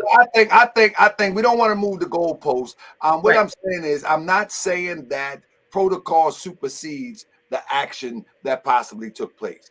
What only thing that I'm saying is we got to examine everything. That's and then bringing a protocol in a serious and then on top of that, the protocol as an example about taking responsibility. No, because I was using that. I mean, you was having that conversation. I was using that only as an example of taking responsibility. This whole situation was an example for the nation, and the minister displayed that in front of everyone, so we could all. The minister doesn't usually handle things like this. You know what I'm saying? A lot of situations I done heard about never been brought up into the public like this. But he chose to handle it. Ma'am, listen real quick. I understand. You get spicy with me, Khallid. No, because you always cut me off, and I'm in the middle of saying something. You have cut me off too, and I have, and I didn't say anything to you when you did. I stopped and listened, but now I'm trying to get a point across. But you did cut me off. Anytime I'm trying to get my point across, I can never do it because we get breakaway because you cut me off. I'm just trying. But you cut me off too, Khallid, and I'll complain about it. I will not do it again. But right now, let me finish my point real quick, because what I'm trying to say is this was an example for all. Where you go? Sometimes he do that to put people put the you see what he's doing. All right, cool. No, because I feel like we're more connected like this, me and you. Sure, because me and you. All right, so. This was the minister doesn't handle business like this usually. I've been around for a long time. This is my first time actually seeing something like this happen in a meeting. And when I was there, I'm shocked just as everyone else. I did laugh because I never seen a minister enact something like that, and it wasn't funny. The situation is not funny at all. But what we want to get across is that he's speaking to his whole nation, and he's setting an example for this particular a real life situation that's happened. It's women that are watching this. It's children that are watching this. And he's letting you know what is going on. You allowed this brother to your home. Another sister could have a home that she's allowing another FOI brother into. He's setting the record straight. This is not supposed to be happening. So you telling him that he's not supposed to be saying this stuff, and he is, because he's setting an example for everyone else. The minister's not going to be here for a long time. So if he never addressed this situation, people might be out here doing anything. Now we got something that we can go back to and reference on a day-to-day. Like, this is not what we're supposed to be doing. I'm not supposed to be in the sister house. I ain't even supposed to be drinking coffee up in here. Like, you know what I'm saying? I don't care if we just having and not unless another married couple was in here with us, spectating on what's going on. Other than that, it's not supposed to happen.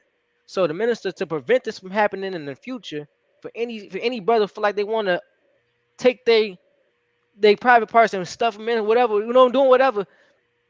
This shouldn't happen, and the reason why this happened is because protocols were broke on both sides. The only reason why it happened was because if it did happen, if RZA couldn't stop himself, or let's just say a man and a woman who cries sexual assault or cries the R word, it only happens if the dude cannot stop himself from having sex. Do you get that? Yeah, no, I do get that. No, I want to ask you a question real quick. I do get that.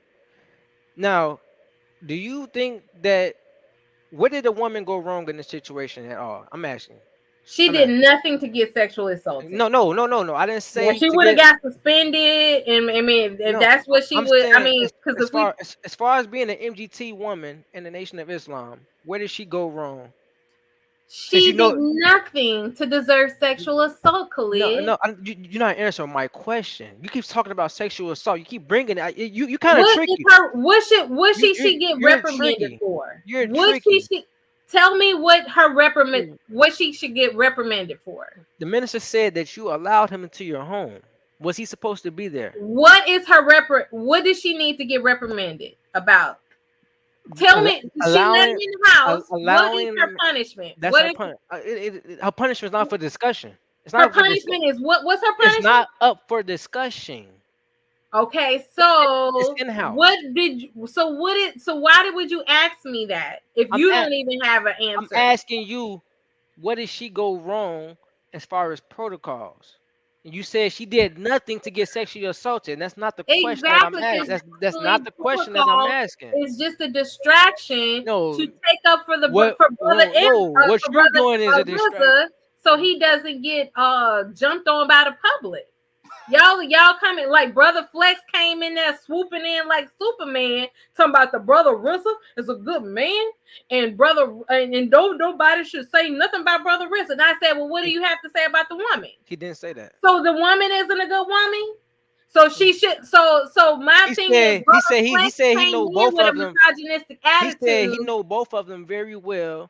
So why didn't he speak well on the sister? No, he said he know both of them very well, and they're good people. I remember him saying that. No, but why didn't he say that when he first came in, swooping in like Superman for Brother Rizza? I watched it. He did say No. He didn't say nothing about the sister in the beginning until I asked him to say something about he said, I know both of them very well. After I asked him, why didn't he say anything about the female? Do you understand that he had a misogynistic mindset coming in there, swooping in like Superman for Rizza? He didn't say nothing about the female. Where are the women that are speaking up for this woman's character? Not even her mother is not saying anything about her character, because you know what? Farrakhan has psychologized y'all to not even speak on the subject. You don't even know her because mother. It's none of the public's business. You don't know her mother? Guess what? Why isn't her mother speaking against? How do you know her mother? Character? How do you know her mother is not speaking for her character? Well, why we not hearing it? We heard Brother Flex. We heard Brother Damon. Let me ask you a question. Everyone's not on Morris TV. Everybody not here. Everybody done got this. If you could talk to a sister, who have experiences in the Nation of Islam, would you be open to have that conversation? Because you're hearing a lot of male perspective. It's like you against the world. Where are the females, Taharka? Where are the women? I could call my mother. Not now, because I don't want to go off. But what I'm saying, would you agree to a conversation to assist with a sister from MGT, so you could maybe get a sister's perspective? Even though an MGT sexually had a sexual adulterous affair with my friend, and mind you, she already said that these women are easily manipulated and they're weak. A lot of them are. She already said that. But no. Who had a conversation with her after that? You have women that sat up there and told me that it was my fault that I got cheated on because I'm not cooking enough and I'm not cleaning enough. And I said, well, why? So why isn't he being financially responsible like you told? Say that again, brother. Was you bringing home McDonald's? No. Guess what? I told him he had to cook for himself since I had to work for myself and had to buy everything for myself, and he couldn't afford to buy my things. I had to go to work. I had to work. I had to actually. So, sis. Yes. I'm going to employ Brother Khallid Shakur to get us a system. Yes. That will have a conversation with you, not about the sexual assault, because we don't have enough information, but protocol. And how a sister conducts herself and how a sister function within the organization of the Nation of Islam. I think that would be a good conversation, wouldn't you? I agree. I'm for it, brother. I'm for it. I agree to it. Khallid, I don't know if you can pull it off. Man, I'm trying to figure out, within her 10 years of being with this brother, it don't seem like she know too much about the nation and what we teach and what we have going on. I'm starting to think that you probably love this brother, but you didn't love the nation and to begin with. Guess what? I don't think that's not fair. That's not a fair assessment, Khalid, because I actually if I can put aside my own spiritual beliefs and was willing to help this brother build a mosque, whether we was going to end up being together or not, I absolutely believe in the upliftment of the Black community. And I believe that Farrakhan, even with his flaws back then, had the ability and should be a part of the conversation and the building up our community. But when he's wrong, it shouldn't be no problem. Nobody, whether they was NOI or formerly known as part of the NOI or anybody part of the public, have the right to criticize him when he's saying. Did you ever wrap up with the brother? Say that again. Like, did we fight?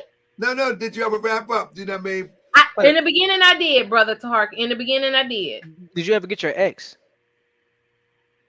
No. Out of 10 years, you never got your ex. Like I said, Khallid, because of the experiences that I had before joining, it did not feel right. I did not feel like I was being treated equally. I didn't feel. I like I said, I was willing, even when I felt like I wasn't gonna be willing to join the nation because of his association or his registered association with the nation. I still wanted to build with them, like I did with Sonetta when he was part of the House of Consciousness. Any Black organization I was willing to work with to make sure that we work together in unison to help build up the Black community. But so anybody, I'm willing to work with any organization that is out here trying to uplift our people. It's the difference between working with an organization and joining one. I was gonna join. Did you hear the conversation where I was actually not only trying to help him get the mosque open, but I was gonna join. I was covering. We were doing our lessons. Did you believe? Yes, Khallid, until I started getting treated badly or unequally. Being treated badly made you not believe or made you not want to join? Made me not want to join. And I'm saying this. I said this was another box because I actually grew up Christian, but because this was my husband, my spiritual husband, I was willing to help him build an organization that I felt and believed could help our people. But when I saw the misogyny take place and the unequal treatment take place, my whole thing was, let me try to help fix it. But when I wasn't allowed to, then I was like, well, I'm still not going to disown the nation or the people that I was still working with. I went from wanting to join to I will at least work with y'all to help. Before we wrap up, sis, are you a part of a spiritual organization now, or you just denounced? No, I've been concentrating on making sure that I heal from this past relationship. He did a job on you, sis. Absolutely, I would absolutely agree with you on that. But when I see and hear words like Farrakhan said in that speech, I'm gonna speak on it, and that was it. And you know what I come to understand too in this world, men cannot have women don't like when men have a say so on women affairs or things that women supposed to be. They feel like women's supposed to address and not a man.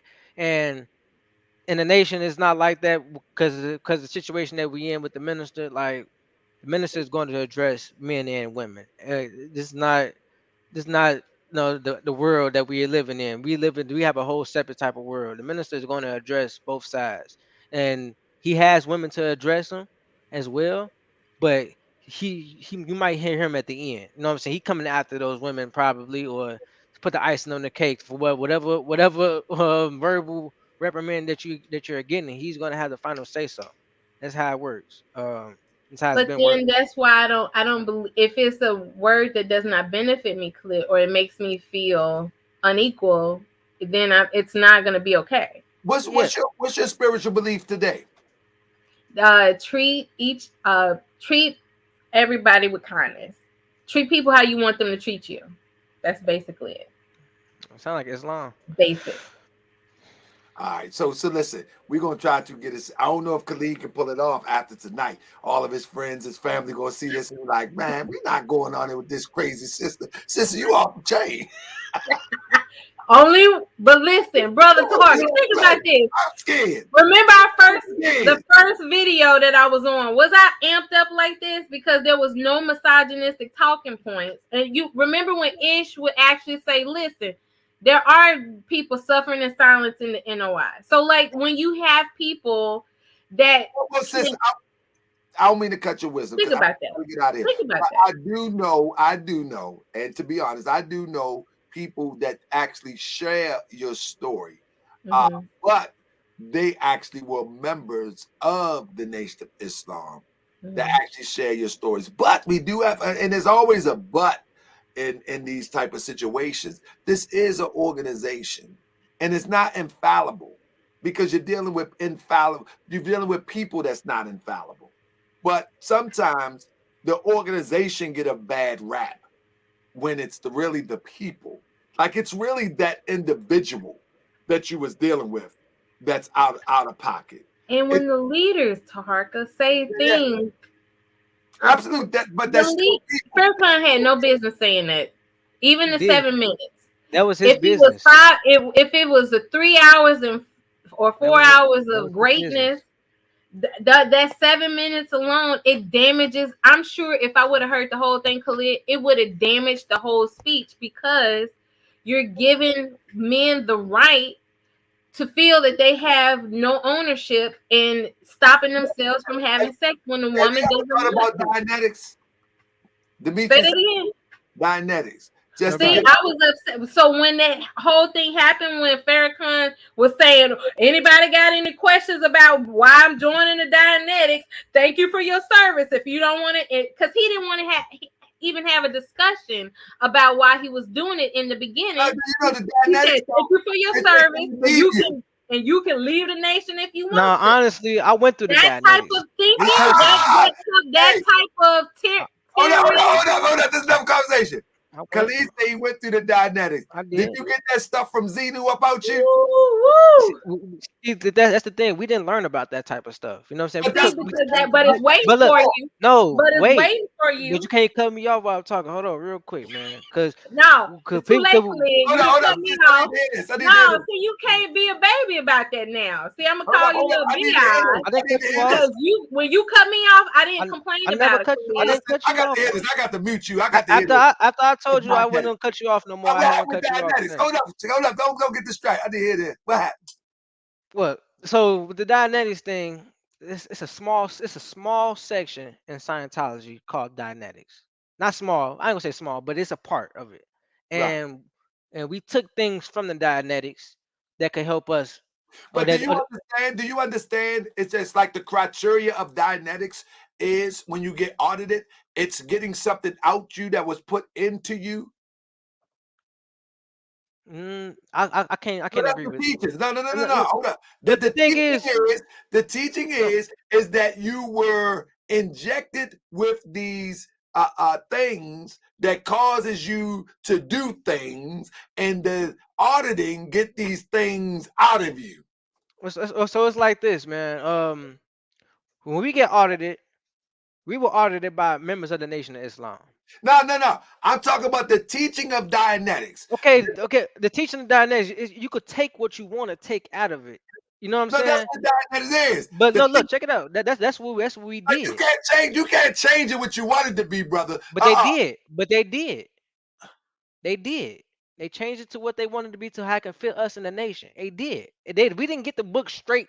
Like, you know what I'm saying? We didn't get all the information straight like that. Unless those people that went to the Scientology and got it from them. But once it came to the nation, we were, and I was in the school. There's certain things that they taught me how to clear words.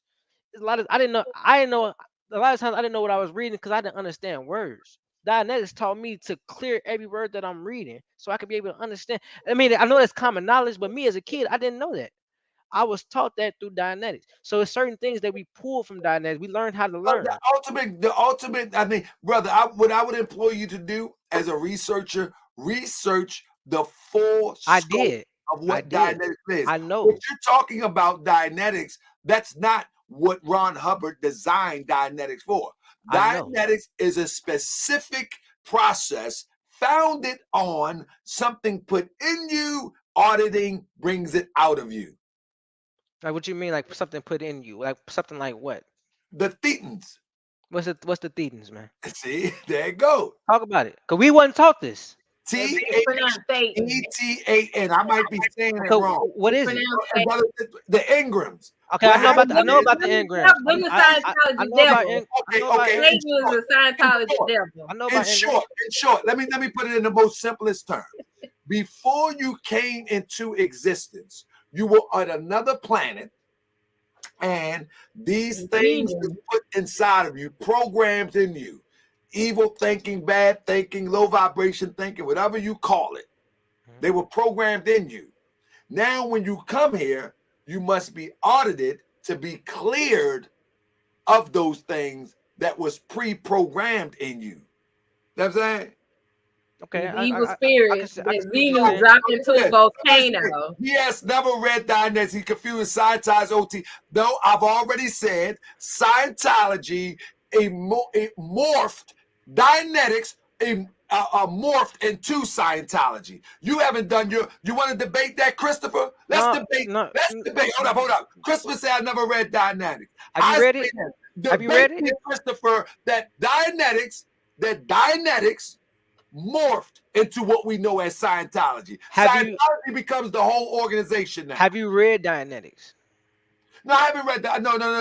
I have something even better. It's a DVD they have about that. It's a DVD. It's a Dianetics DVD. How much DVD? I tell you, not they. What I did is I studied exactly what Ron Hubbard put together. The blueprint for Ron Hubbard. Okay, so that's the difference.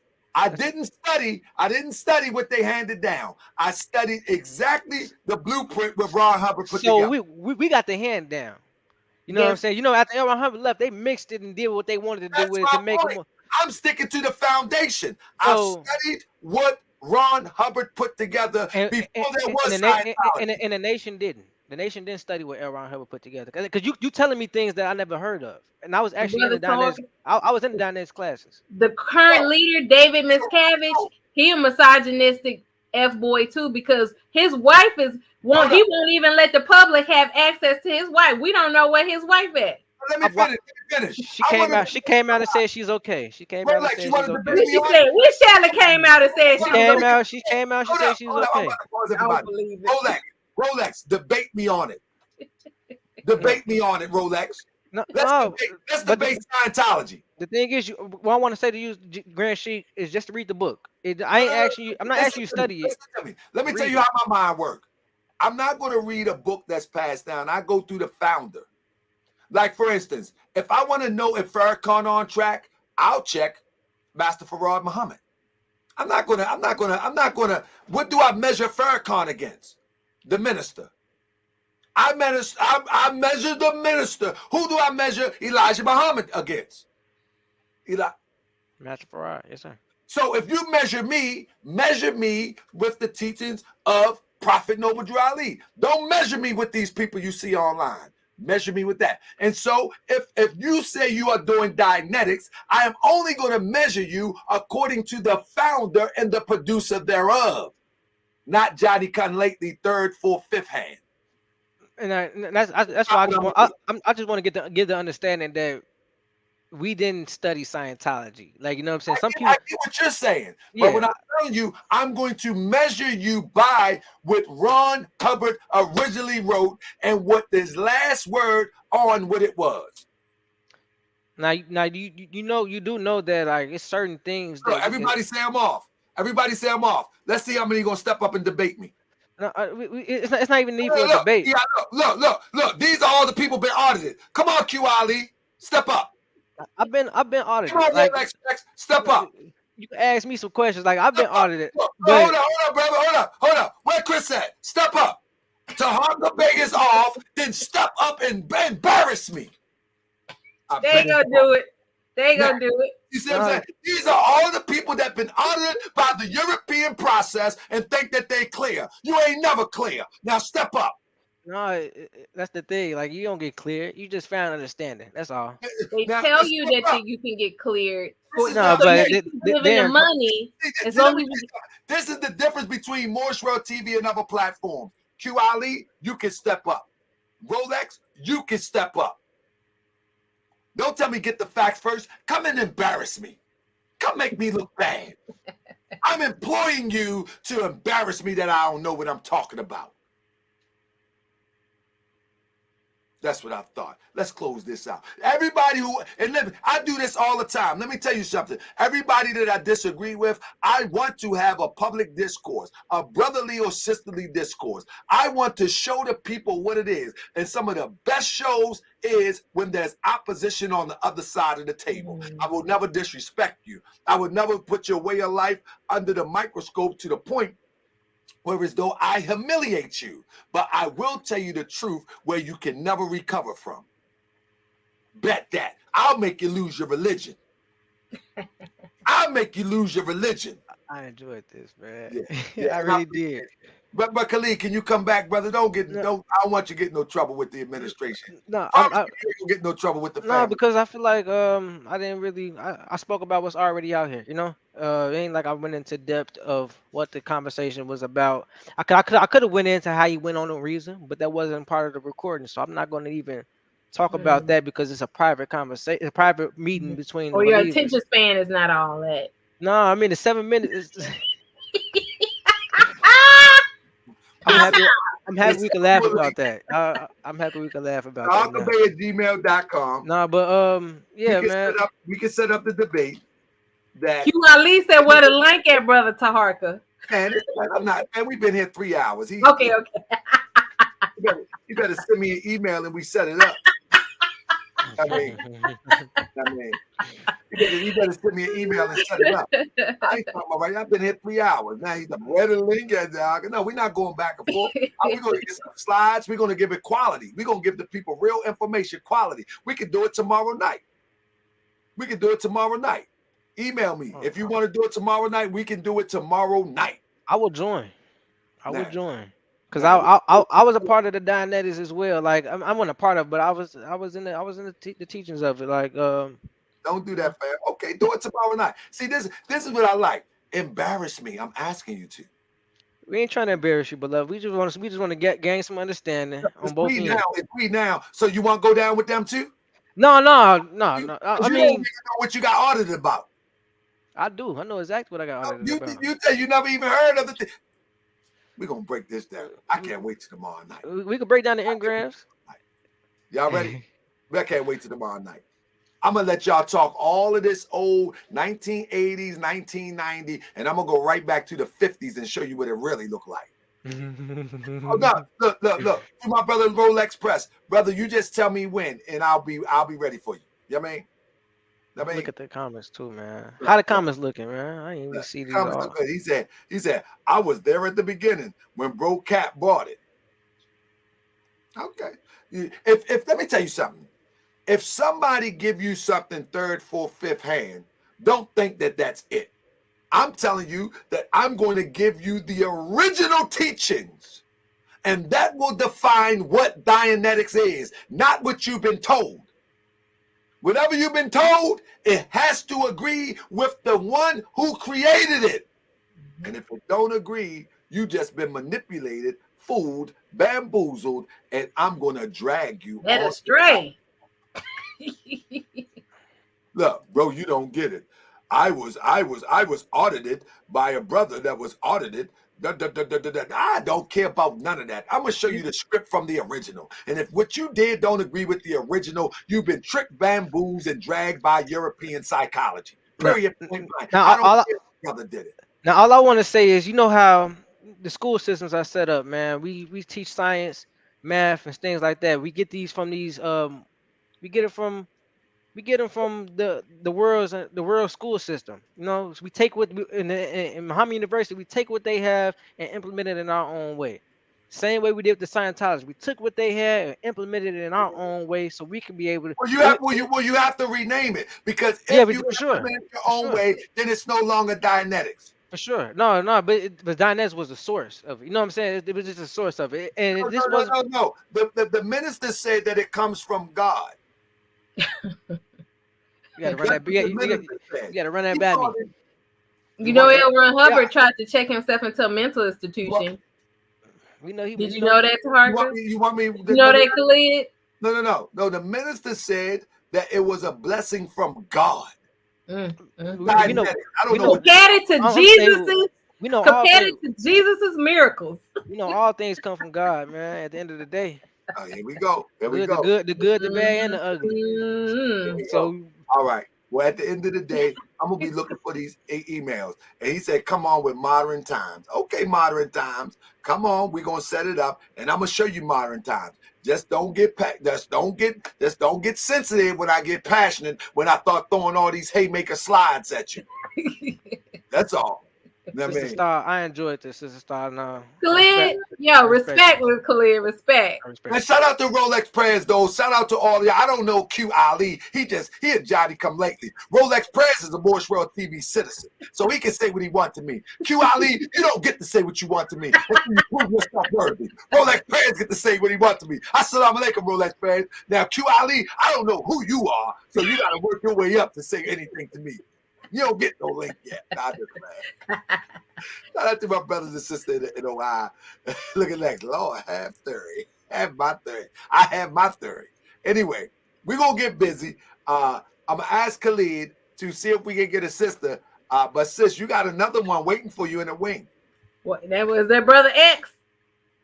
Those brother. Listen, X want that smoke. I want that brother X smoke. That's what I want, Tar. Wait, did I hear you correctly when he said he got to get back into a mosque after his dealings with me? He kind of broke military composure a little bit, man. A little bit. You might have to get back up in that. A little bit. Anybody that emailed me about this debate, please email me a date.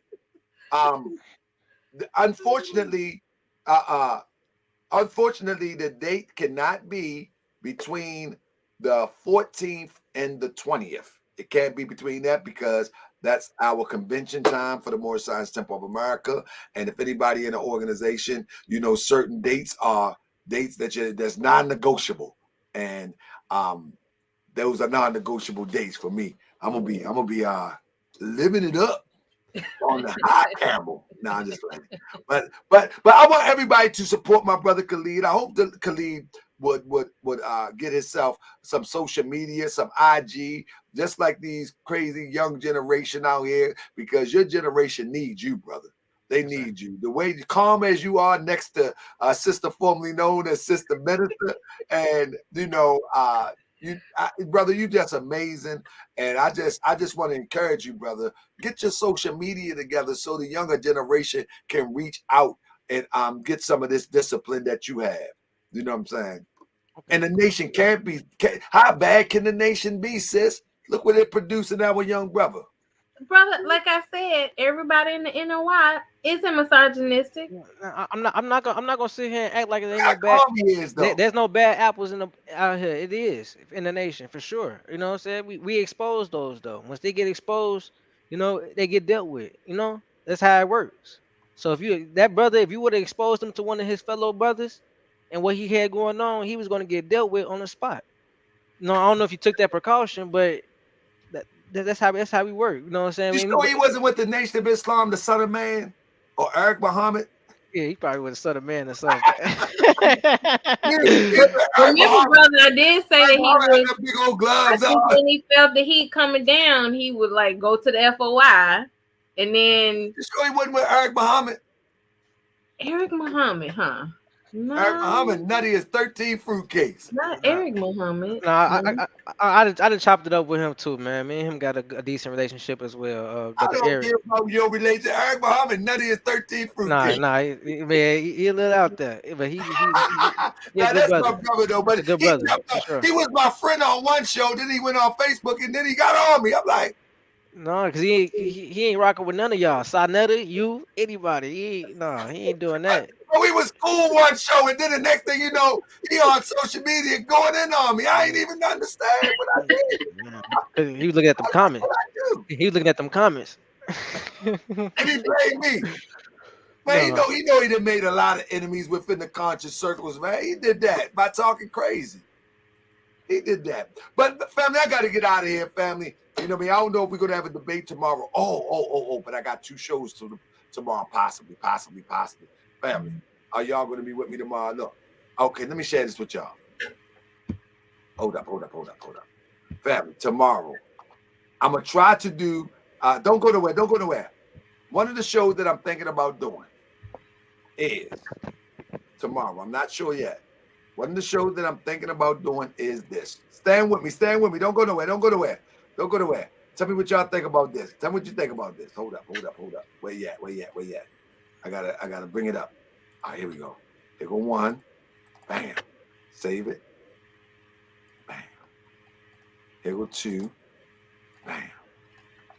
All right, here we go, family. All right, here we go. So look. One show that I'm thinking of doing is this. Tell me which one y'all want. The next show that I'm gonna do is gonna be one of these. All right. I can't see. It's gonna be fake Moorish practices. Mm.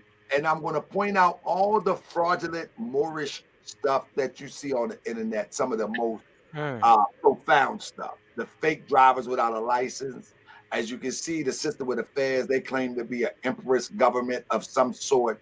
And then you see the brother in the middle, Cannon Bay, he claimed to be the president of a Moorish government called USAR, United States American Republic.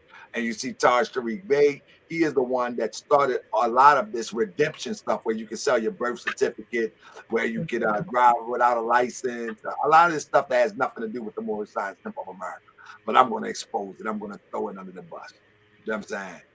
I'm going to throw it under the bus. So that's one of the choices. I mean, that's one of the choices for the show, my next show. Or, let me see, or we're going to go to this. I need to know. I need a vote, family. Y'all need to put in the... Okay, I'm ready. Next one. Or ADOS co-opted by FBI. They both good. So in other words, That might be it right there. So in other words, is ADOS? Oh, GS said you did this before. Well, now Yasmin, this is all new information on the Moorish thing. So, but this one here, ADOS co-opted by FBA. In other words, FBA is really using all of ADOS talking points to create a fever. That's what Tariq do. He swoops in on somebody else's idea because he got a bigger platform and he makes the people think it was his own. Which one do y'all want tomorrow? If I do, I'm gonna go with Khallid. Well, let's do this, right, Khallid? This the one you want to do, Khalid? What ADOS? ADOS. That's the one you want, right? Yeah, I like. All right, let's do ADOS. I'm interested to see what research you did on this guy, man. I don't know. The research is not about necessarily Tariq at this time. It's about the philosophy of ADOS and the comparison for FBA. Now, if Tariq talk crazy about me personally, then I will have to do what I got to do about him. Okay. But I'm not coming at Tariq. You know what I mean? I still want to see that. I'm not coming at him personally. I'm only coming at that. I think I'm of the thought that ADOS has been hijacked by FBA. I mean, and it's a comparative research study. Mm-hmm. I mean, I don't think they would disagree. I honestly don't think they would disagree. I think they would, though. Let me tell you why.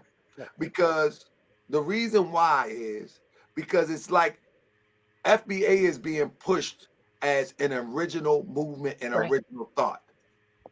And they don't want to connect to ADOS because then it's not original. Mm-hmm. You follow me? This is a serious conversation. So I'm going to look at the chats. I think the ADOS got it. I only seen like one vote for the Moorish stuff. Yeah. So people are over the Moorish stuff, and I'm so glad that y'all over it. Y'all don't. There is no such a thing as a free ride. Make No sure. such a thing. Yeah, ain't no right to travel. Ain't none of that.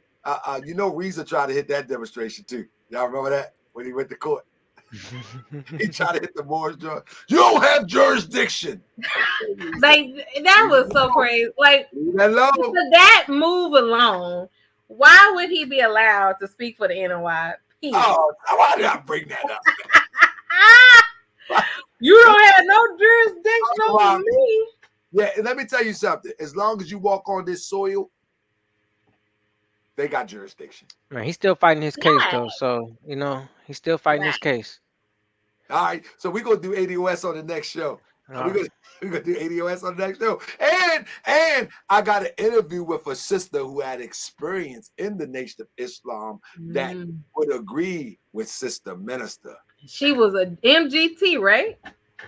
We'll find out after I do the interview. We'll find out, okay. It's going to be a pre-recorded interview. I got one pre-recorded interview with her that we done a couple months ago. I haven't put out yet. But this is going to be a pre-recorded interview. Wow, it look like the stars are aligning to Brother Taharka, baby. You're gonna have people on both sides, though. Comedian's going to bring a sister in here from the MGT that can show you the bright side. Okay. Now, there is a bright side.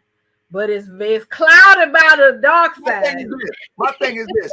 I'm gonna tell you, I want to throw a few of these crazy Moors under the carpet too, in the muffler too, because they're misleading our people too. So just because I'm a Moorish American, that don't get no pass. Right is right, wrong is wrong. Right. And I do want to say one thing too. Your experience in the nation may be different from a lot of other people. In mine, for sure. No, but I want to bring up the reason why. I'm in a major city. I'm in the headquarters of the nation, and you were in a city that was smaller and didn't really even have a established mosque too much. So it's like more of like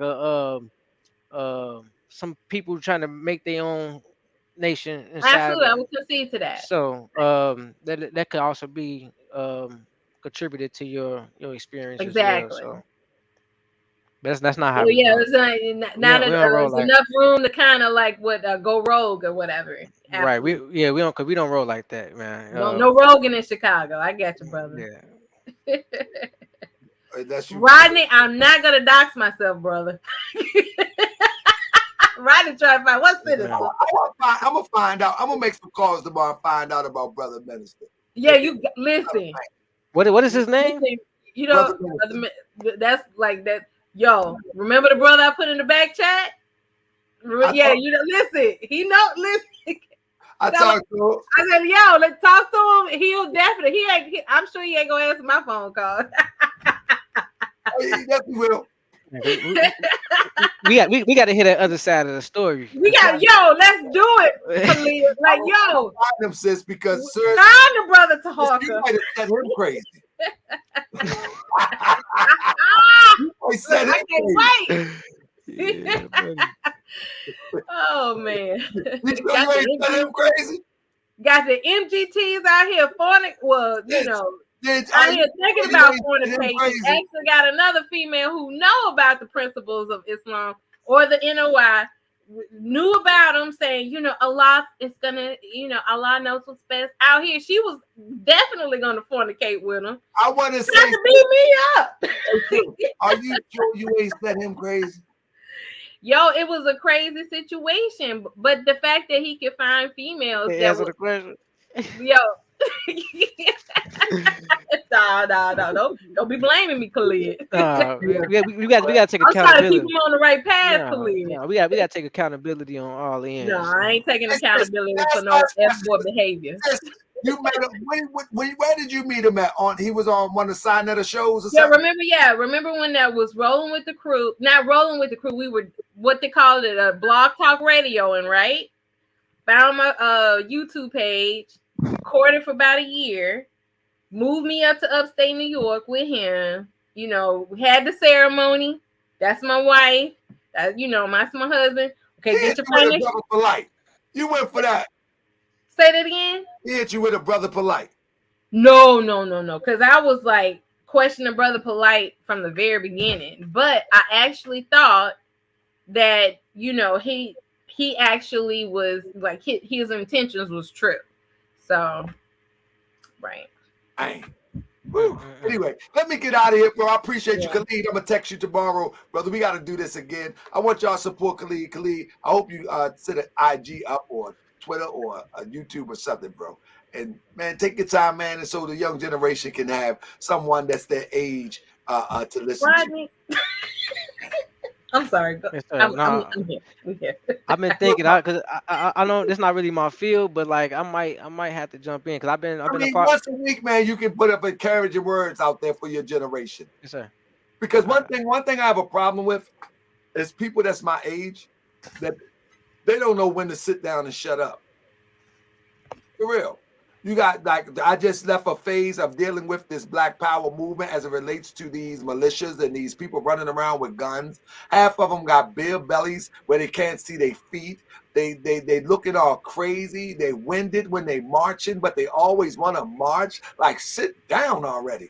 Go get the younger generation and just fall back, if you will. You know what I'm saying? And so when I see you, to me, that's a breath of fresh air. Because when I see you, I see my brother Ben X. I see, you know what I mean? My brother, that's my bro. Love me some Ben X. And me and Ben X, we've been toe to toe on this screen. But that's my bro. And so to the sister's point, I've never seen what you experience from brothers in the NOI. And I will tell you, I disagree with a lot of the theological teachers of the NOI. But I've never seen any of that from any of my brothers from the NOI. Never. That sounds like a bootleg brother, to be honest. Man, one thing, ain't nobody getting whooped. No man getting whooped. That sounds like a bootleg brother. I've never witnessed that. And I'm telling you, I got brothers that call me right now. FOI brothers call me right now. If I go too hard on social media, then my brother will call me and say, come on, brother. Come on, brother. And they just as calm. And I know if I'm live on Facebook, I got a brother that hit me on Facebook and said, Robert X. I say his name, Robert X. He'll chime in and say, come on, Grand Sheik, bring it down. I've never met brothers in the nation like the brother you explained. So, but maybe somebody else has.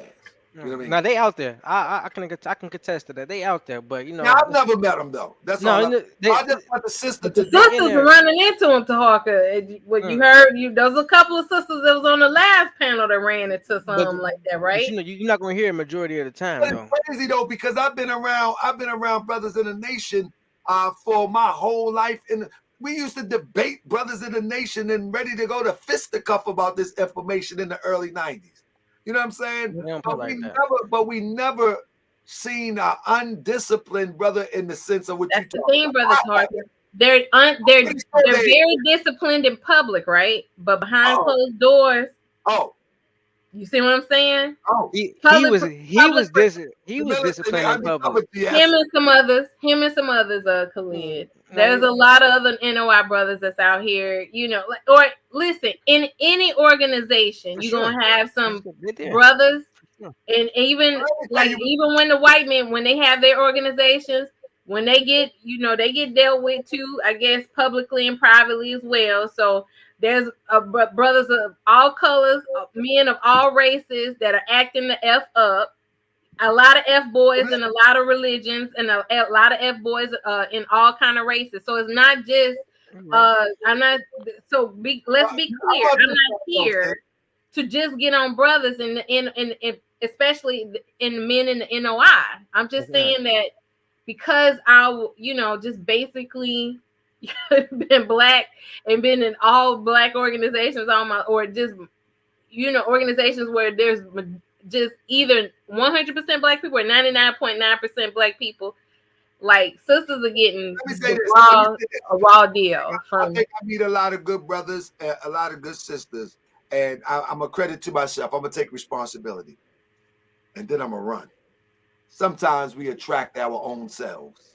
I'm not taking responsibility for that crazy. Hell to the no. Hell to the no, Taharka, babe. No. If I'm guilty of anything, it's just, my patience. In life, This is a Moorish philosophy. Yeah. God, Allah, God, universal creator, gives you just what you need to bring out that which you need. So the challenges that you face in life, it's given to you to bring out that which you need. Thought is developed by the exercise of strength. So in order to overcome something, first you have to be approached with something that gives you resistance. If you are not able to overcome that resistance, your thought don't develop and you don't exercise your strength. It's no different when you're lifting weights. The resistance from the weights give you the guns like I got. And so when you're on your journey through this life, you are trying to unfold into your God self. You are trying to unfold into your divine space. In order to get to that divine space, you need that opposition. So when the opposition comes, it exercises the strength of thought for you to overcome into your divine self. And so you attract just what you need in order to get where you need to go. So sometimes what you thought was a curse, it's nothing but a blessing in order to get you to your divine space. That's Moorish science. You follow me? Yes, so sir. anything that you're given in life, take that as the challenge to develop and exercise the strength of the mind. Therefore, when you approach with it again, it's like nothing. You brush it off and keep it pushing. And you go to the next phase to develop into your God self.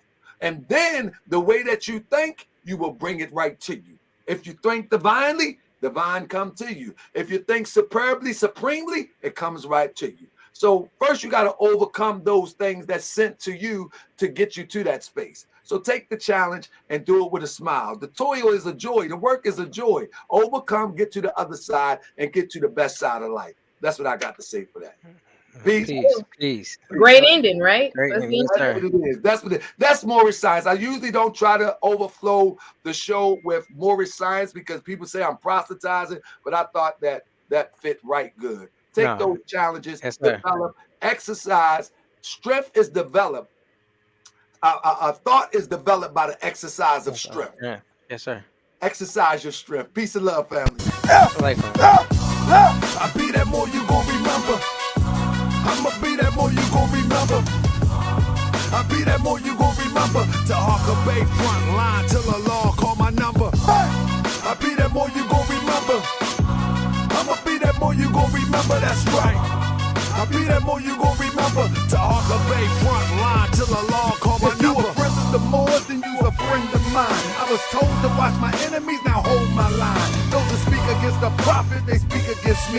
And I'm speaking about the prophet over Drew Ali, who was the first to remind you and bind you back to Morocco, the mountains, Mississippi, and Quebec. Told you you wasn't black, proved it with straight facts. You tripping off trunks, you need to be tripping off that. Now here we go again, acting like you a slave. Family, see y'all tonight, 9:30. Let's go. I be that more you gon' remember. I'ma be that more you gon' remember. I be that more you gon' remember. To Harker Bay front line till the law